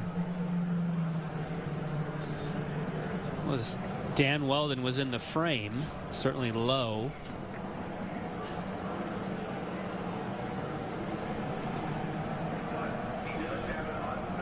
Tire gets up under the front end of the car. Here's another angle. This is from J.R. Hildebrand's perspective. Okay, so no, Dan was not involved. Yeah, she was sideways. Pits are open. Pits are open. We pit off of 4. Annie getting some assistance from the doctors as she gets into the Phillips emergency vehicle to take a ride to the infield care center to see if she will require further medical attention at some other location. Anna's best finish this year came at Toronto. She was 11th.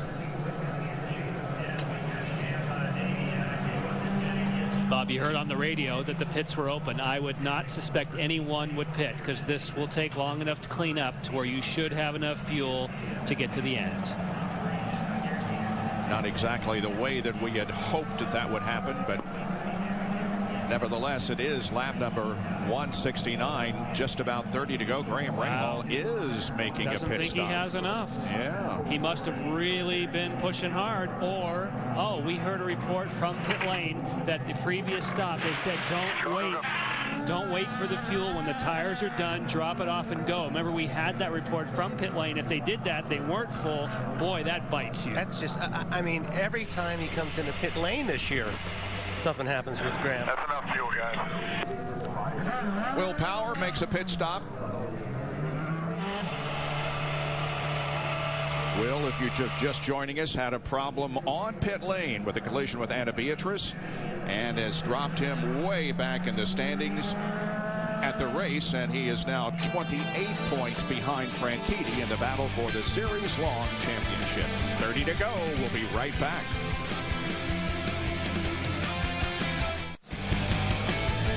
The cleanup at the scene of the Anna Beatrice crash continues, and we are under caution here with less than 30 laps remaining in the Kentucky Indy 300. We saw Graham Rahal make a pit stop for fuel, and we also eavesdropped on his radio conversation. Graham is not a happy person. Can someone explain to me why we didn't fulfill to make it to the end? We're not sure yet. I'm going to need a serious explanation at the end of this race if they're good to go and we're not because we short filled. Talk to Dixie Spotter. They're not sure either. He said the same kind of strategy. So just save, Graham. We won't have to worry about it. So Graham Rahal not happy about the fact that they short-filled him earlier, and he had to make another pit stop to get topped off for the end of the race. Kevin? Tried to talk with Tim Keene just a moment ago. He calls strategy for Graham Rahal. As you can imagine, it's not a real happy moment right now. He just waved me off and said, no, we're not talking right now. Marty? All right, let's talk to Chip Ganassi, and you needed 7 to 9 laps of caution. Think that's going to be long enough to get you to the end, Chip? Yeah, I mean, I hope so. Come on, Chip, you can play poker better than that. Come on. Well, you know, there's a long way to go here yet in the race, so nothing's, anything can happen. We just want to, we want to get as many points as we can. All right, and that would be including getting more than Will Power, which they've already done today. And they are telling them on the radio, both Scott Dixon and Dario Franchitti doing very good with the fuel, but they still need to save a little bit more. But the longer this goes, guys, the better position it puts the Ganassi guys in. You are right about that. All right, let's take a look at what's going to happen in 2 weeks in the period leading up to the 2-week race. On Wednesday, an autograph session in Las Vegas, a parade and kickoff party on Thursday, Friday, celebrity and VIP blackjack and qualifying for both the Indy cars and the Indy Lights. And then Saturday, a concert featuring Good Charlotte. Sunday, there is also a concert that will feature Los Lonely Boys. And, of course, we will have the final Firestone Indy Lights race and the final IZOD IndyCar Series race to determine the champion. And the big IndyCar Championship Celebration Banquet is on Monday night, the 17th. What about Vegas, Tag? Well, we'll be back in the saddle. Danny will drive the two-time pole car again to try to win that race. So it'll be 2 Bowers and Wilkins car on the racetrack, and I guess we'll drive with nothing to lose. And normally when you're in Vegas and you play with nothing to lose, it's a pretty good show. So thanks to all the fans with all their support this week. So don't forget to tune in. It should be a pretty interesting race. Thanks for joining us here in the booth, Alex Tagliani. Wade Cunningham is having a great race. He is running in 6th spot right now. A tip of the hat to Wade Cunningham for a great race here this afternoon. Right behind him is James Hinchcliffe running in 7th position. Kevin? James Hinchcliffe has been quick today. He was 3rd going into the first pit stop, came out in 10th position. He just simply got caught in traffic. He had to whoa it up to avoid running into somebody. Same thing, 2nd pit stop. He had an opportunity still to get some positions back, but was caught in the melee in that last incident on pit road. So maybe we can still watch on Hinchcliffe to be a factor. Dario Franchitti leads here at Kentucky.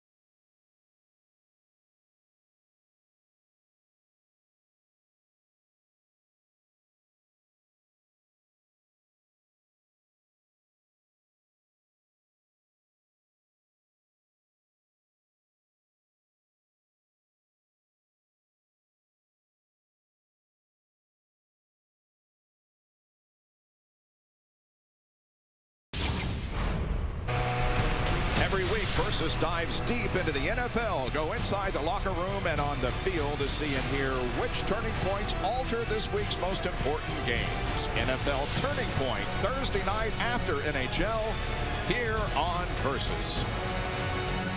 As we are about to complete our third season of covering the Eyes on IndyCar Series, we are about to go back to racing here at Kentucky Speedway.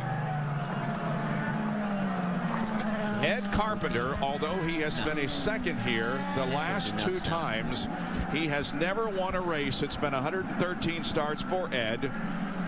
Vitor Meira has had 130 starts and is looking for his first win. And E.J. Viso, 65 starts, so hoping for his first victory. 20 laps to go, Tags. Nobody plays nice with 20 laps to go. Not on the double foul restart.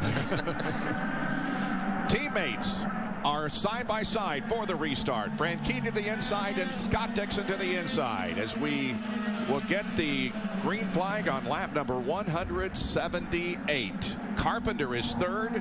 Ryan Hunter-Reay running fourth. Oriol Servia fifth.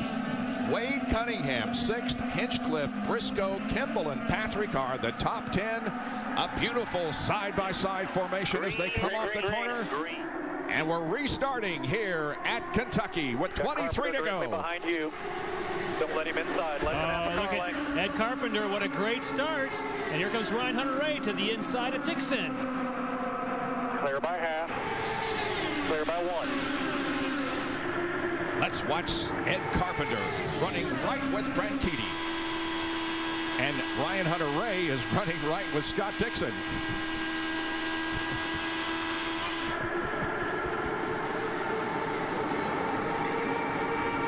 Oriol Servia right there in the blue number 2. And then Cunningham.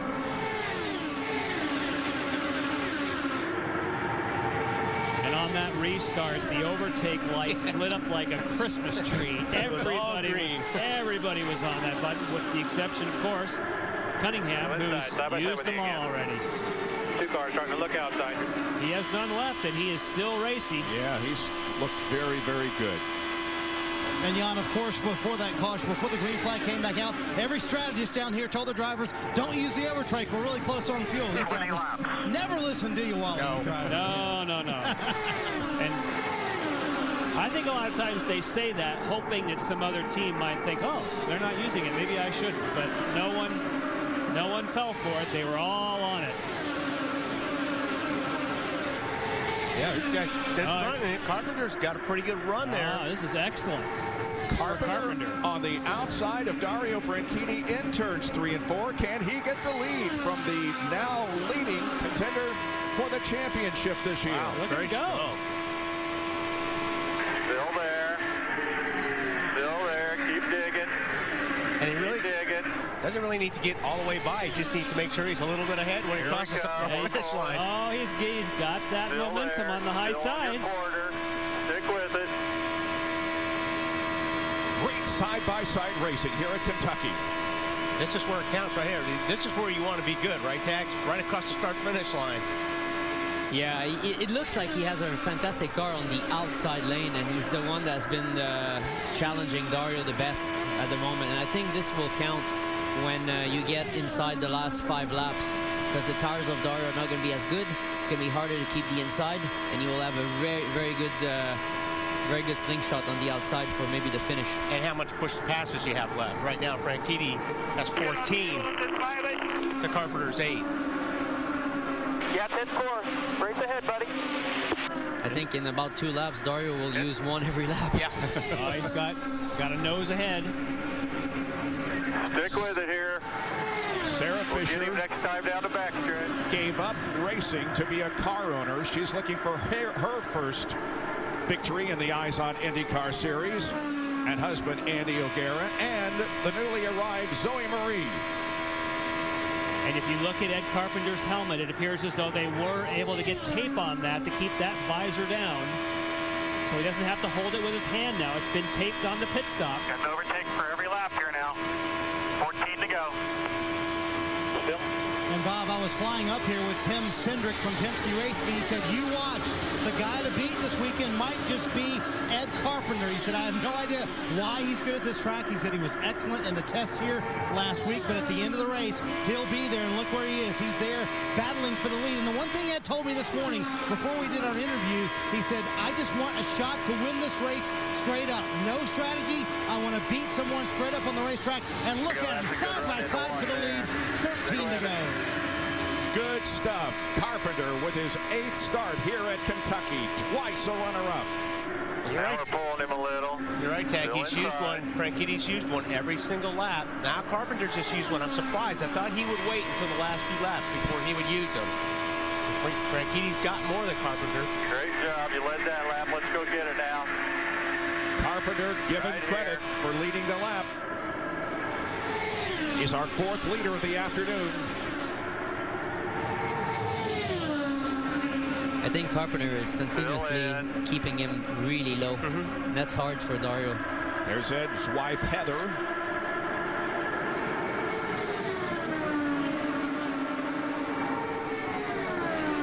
Still out there. Well, you're right, Tag. See, he's really not giving Dario much room. And that's a good move for Carpenter. Still there. You're pulling him a little. Just squeeze him every little bit you can. Now look what happens when they run side by side. 3rd place, that group is starting to close in because they'll run much slower side by side. Scott Dixon starting to close in. Scott Dixon's got his hands full with Hunter Ray right now. Scott Dixon is not going to want to help Carpenter. If he goes up right behind Carpenter, that will help his car. I don't think Dixon can run as low as Franchitti has. He hasn't all day long. Our bed's made. We want to stay right there, baby. Got some guys come behind you, but they're not going anywhere. Good job. Led that lap. Let's go. Will it be that way on the 200th lap? We've only got less than 9 laps to go. Scott Dixon in 3rd, looking strong. But if Scott Dixon gets too close, it'll help Carpenter, taking it, giving the advantage away from his teammate. Dixon's closing up. Good job. We led that one. Keep going. Will Power hopes that Ed Carpenter or anybody but Dario Franchitti can win this race with the points as tight as they are. Side on your quarter. That puts you in a tough spot when you're Dixon. You can't run the low line to help your teammate. You've got a fast race car. You don't want to help somebody beat your teammate. Guys, that's exactly what Scott Dixon just said on the radio moments ago. I want to help Dario. I can't get there. He's going to have to do this on his own. The first 8 cars are running within a second of each other with the closing laps here at Kentucky. 2 by 2 for 1st and 2nd and 3rd and 4th. And Wade Cunningham looks like he might come up to challenge James Hildebrand for 5th position. They're going to go side by side. 6 to go. Stick with it. Now they're even on overtakes, Franchitti and Carpenter. So now it's really who plays it just at the right time, right in this area, on the last lap. Advantage just went to Hinchcliffe in 5 laps, 5 overtakes. In that 5th position. And this would be a big payday for him, running for the Rookie of the Year points, because Hildebrand is way back. Overtake that Dario does. Hildebrand running 20th. Will Power, by the way, is 19th. The point spread is 18. Still outside. Still there. Carpenter and Franchitti continue to battle side by side and wheel to wheel for the victory with 4 laps to go. 4 to go. Stick with it.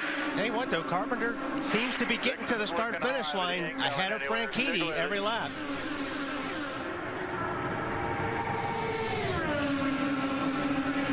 Wow. It's a blanket over those guys now. Yeah, that's something.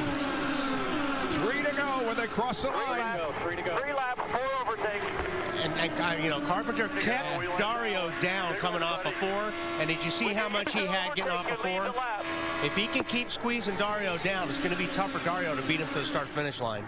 I'm just telling you, you're smart here. We're all right. I think the only chance that Dario has is on the last lap going into 3 and 4. He has to crank some weight jacker to the left, free up the car for the inside. If not, you will make it. And maybe just a little move over to Carpenter, you know, just to try to break the... Less than 3 miles of racing continues. continues. Outside there. probably shouldn't count him out just yet. Yeah. Servius trying to join his teammate, Hinchcliffe. All right, white flag here. All right, one more lap to go. Carpenter led that lap. Stick with it, buddy. You can do this. Now watch Scott Dixon as he's going to take a look to the outside. Now Franchitti's out of push to passes, and Carpenter has one left. Oh, that could be the difference. They go down the backstretch and race into turn number 3. Overtake. Will Ed Carpenter be able to get his first win in the Eyes on IndyCar Series? Here they come to the line, and it is Carpenter. Ed Carpenter wins. How about that? That was good stuff. He finally does it. Second place the last 2 years, and Ed Carpenter gets the victory. Oh, man, what a finish. Nice job, Eddie. Beautiful day for the North Dakota. Good job, buddy. Oh, what a beautiful sight. How about that, baby? How could you not like that race? Thanks for sticking with me, taping my shield on. Everything, man. We worked on that one. Sarah Fisher gets the win. Sarah Fisher Racing. Heather Carpenter knows her husband is going to be a little richer after this one. Here's the finish and how close it was. We saw this play out the last 2 years, and Ed was about that far behind. This year, Ed is that far ahead. Lindy. And his wife has been through this, the highs and lows here at Kentucky Speedway. He said he had a good feeling this time. Guess he was right. Words can't describe how much this means. I'm so happy for Sarah and Andy and just Ed. Oh my gosh, he's needed this. I can't even talk. How bad did he need this? You don't know what it means. It's awesome. I'm gonna go congratulate him. Go do it. And maybe Zoe was a good luck charm for this team as well.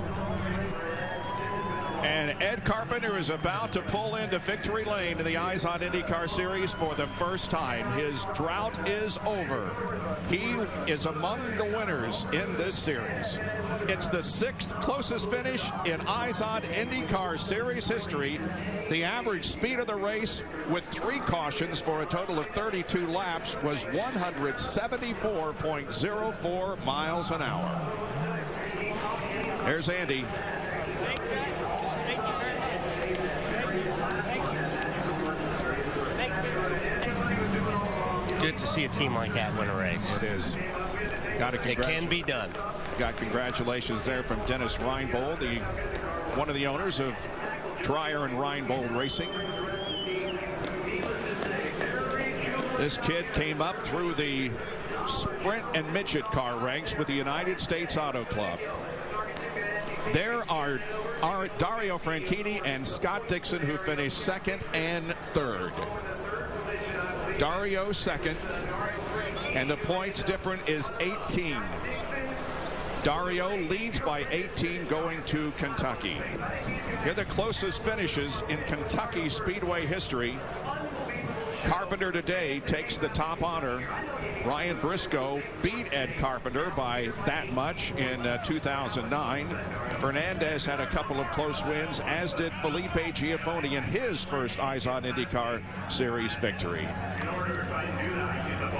You really got to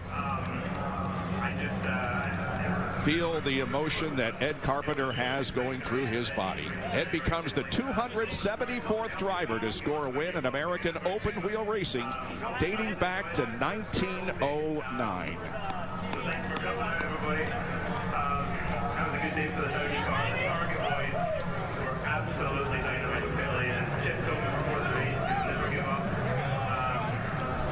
Well, Ed Carpenter taking a moment to soak this in and get a kiss from his wife, Heather, and he gets out victorious here in IndyCar. It took 113 tries, but Ed Carpenter finally did it, and he's going to go hug his wife, Heather, one more time and give a high five to all the crew who were right along as he soaks in this moment of finally being a winner. You told me this morning you wanted to win it straight up. You wanted no strategy to be a part of this.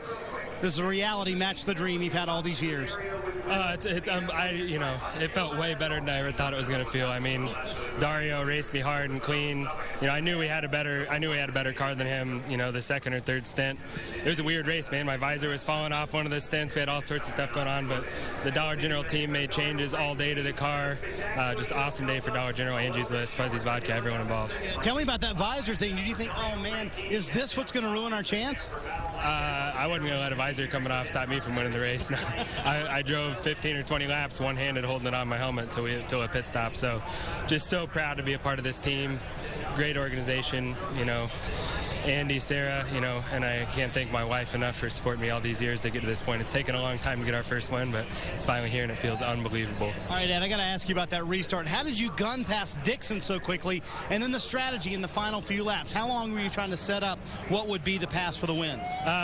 We had really good restart gears. I'd been getting good restarts all day.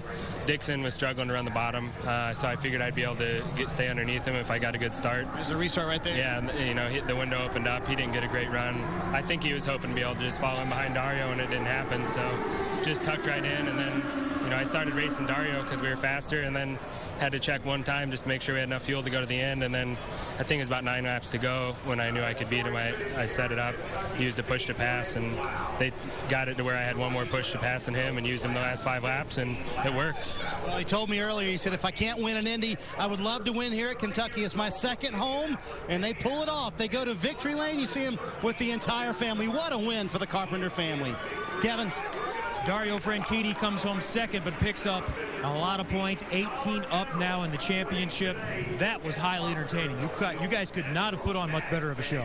I'm glad you enjoyed it. I enjoyed it too. I enjoyed it more had I beaten Ed, but he did a great job there. I had to use my overtakes to keep him at least alongside me. I couldn't let him clear me, and so I used my overtakes early because if he'd cleared me, it was all over. So we just came up just a fraction short, but great points day. The Target boys were dynamite in the pits today, absolutely dynamite again. And I got an email from Barry and Michael Wanzer up in India earlier to say just do your best today, and that's what we all did. And I hope you saw your name on the car, Iron Man Mike, because that was for you. And we're going to go to Vegas next week, and we're going to try and win the big one. But if we've learned anything throughout years of racing, and it's shown again today, so how quickly these things can change.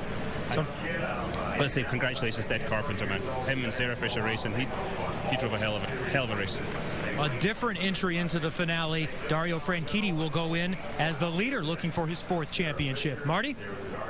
Well, Kevin, it's going to be hard-pressed. You're going to be hard-pressed to find a more popular win this year than this one with Sarah Fisher racing. She's hugged everybody on the crew. There's no one left, Sarah. I can't imagine. What were your emotions watching this from the suite? You couldn't be down here. That was probably worse, or was it better? I don't know. Just to see Ed drive his tail off was just so amazing. We figured out next year that Dollar General's not coming back, so maybe they'll change their mind now. But certainly it was a great weekend. The guys really worked their tail off. I haven't been in the shop in 3 weeks. I just gave birth to my little baby girl, where she's. I don't know who Zoe is.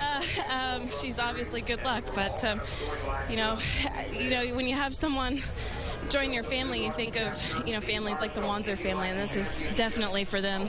And for Gary Hall, we're just so happy to be here. Well, for you to win here, this is really your second home, isn't it? Yeah, well, Ed's too. He has done a tremendous job for us at Indy, leading laps at Indy, and we put all 100% of our focus on the big ovals, and it's paying off. All right, there's one person you haven't congratulated yet. You can interrupt this interview, so go ahead and congratulate Ed. Let's hear what you have to say to him. You can jump in there. Being professional.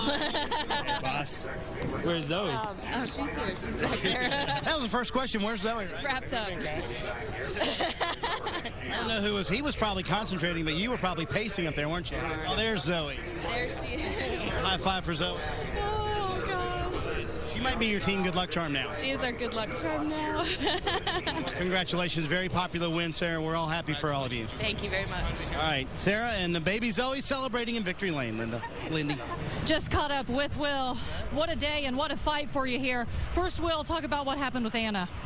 Yeah, they just sent her into me. I mean, there's nothing I can do about that one. I was, man, we had the quickest car. We had an unbelievably fast car. After that happened, it tore a hole in the side pod and lost 4 miles an hour. Yeah, that was that. And then it's just a fight after that, finished 19th. Yeah, it was just even a fight just to hang on the back of the field. I mean, the car was still handling really well. It just had no speed. I mean, it had so much drag. It was just impossible. What about off the start? Were you surprised that so quickly Dario ended up leading this one? Well, I wasn't surprised he ended up leading, but I don't think he was as quick as we were. I mean, our car was really fast. I mean, you saw in that first stint we were able just to pull away. You can hardly ever do that in a mile and a half. So, yeah, I was expecting those guys to end up at the front, no question. But I wasn't expecting us to have a day like we had, lose so many points with so much potential. But that's racing, and come back at Vegas.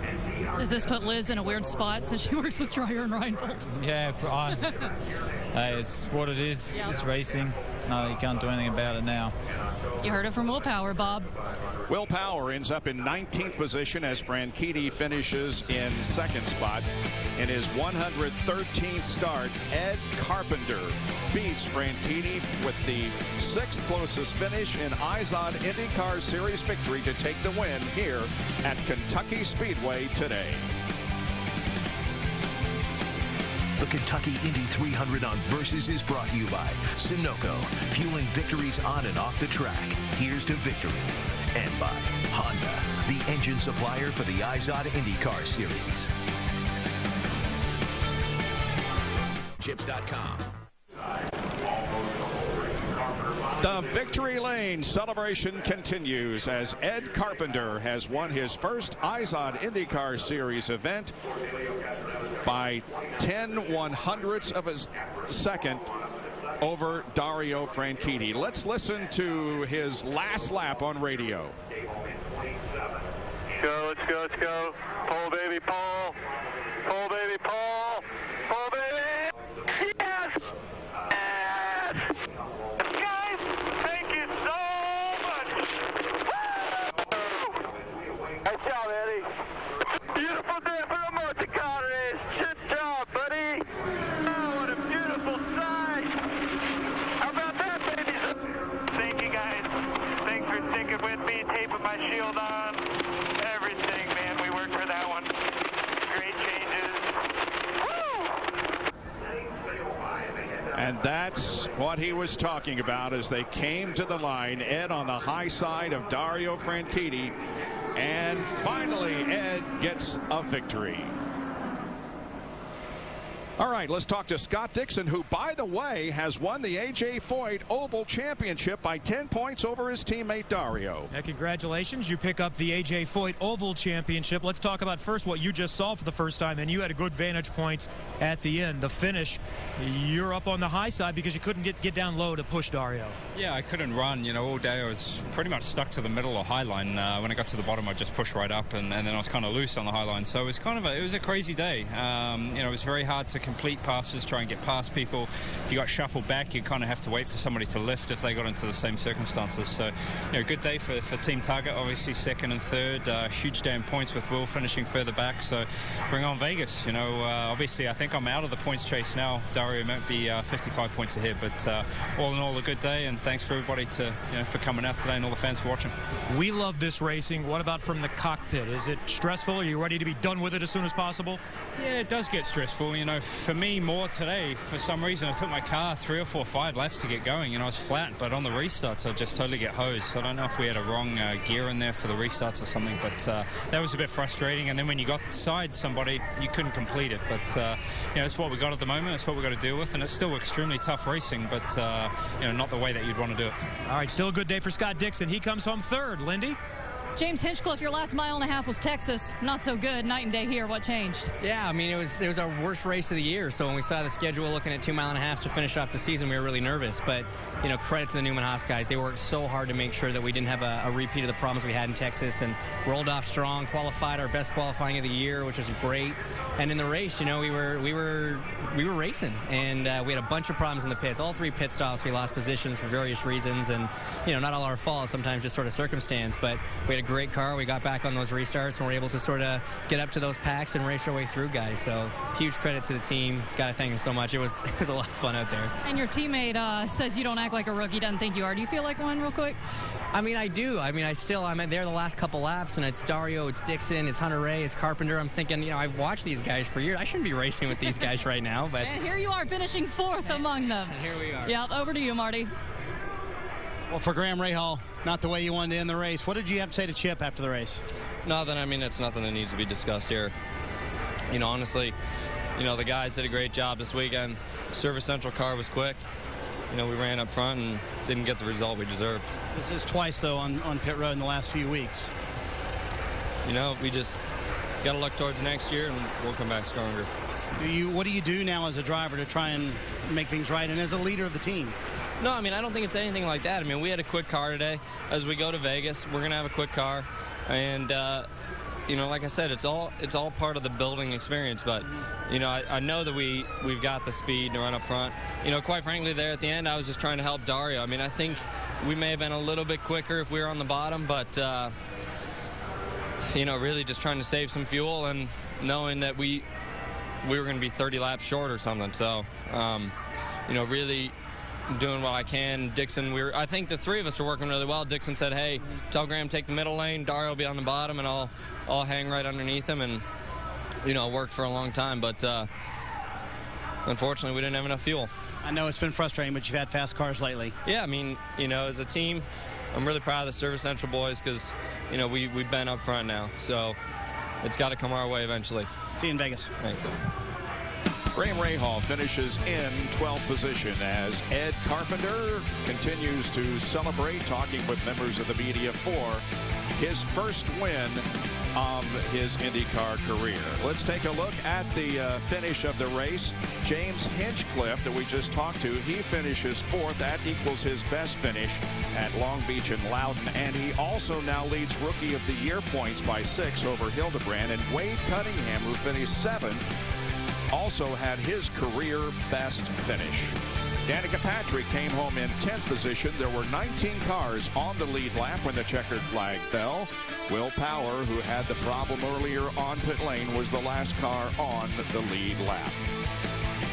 Take a look at 21 through 29. Elio Castroneves with another disappointment here today. Marco Andretti had a very strong car, but he too had a problem with pit lane. Well, Sarah Fisher also celebrating her first victory in this series, wiping the tears. It's a great celebration here at Kentucky Speedway.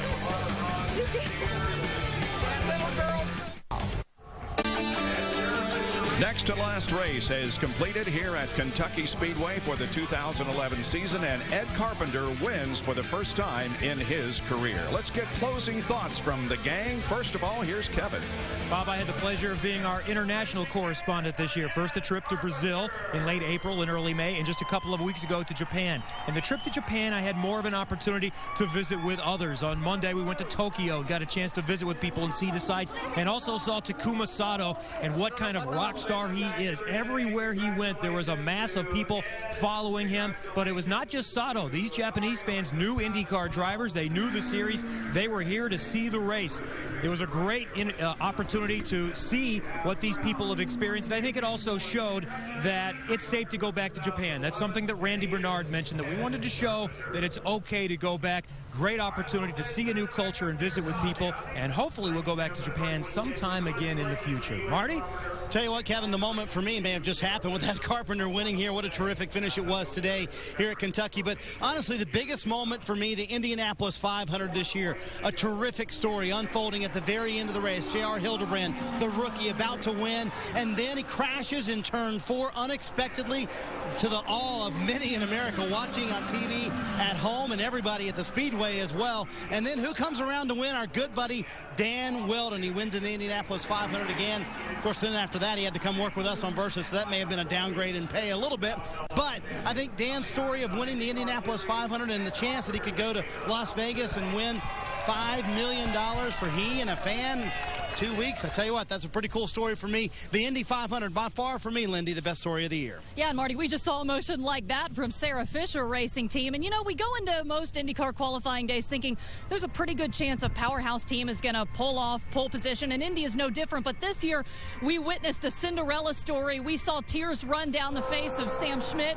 We saw Alex Tagliani experience the most prestigious moment of his career, and I heard cheers louder from any team I ever have, except maybe Ed's today. Not only did Tag pull off 4 perfect laps in the morning to qualify, he did it again in the Fast 9 shootout that afternoon. And that young race team of Sam Schmidt Motorsports overcame the odds. Tag got to lead the field into turn 1 during the Centennial, and the team owner said, even though I cannot drive a race car anymore, that doesn't mean that my racing dreams cannot come true. And Tom Carnegie, the PA announcer for 6 decades, would have certainly loved that, Robin. Right, Lindy. 2 other good stories this year. Iowa and Baltimore. Iowa's become one of the staples of the IndyCar series. A lot of great fans. They get there early. They stay late. They wear T-shirts with the drivers, IndyCar drivers on them. They knew who the drivers are. They watch the races on TV. And Baltimore was the wild card. We didn't know what the East Coast was going to be like. We go to the East Coast for the first time in Baltimore. Fans are there every day, all day. They really got into it. They stuck around for the Victory Lane celebration. Hopefully they're going to grow that into one of the best street races in the country. Wally?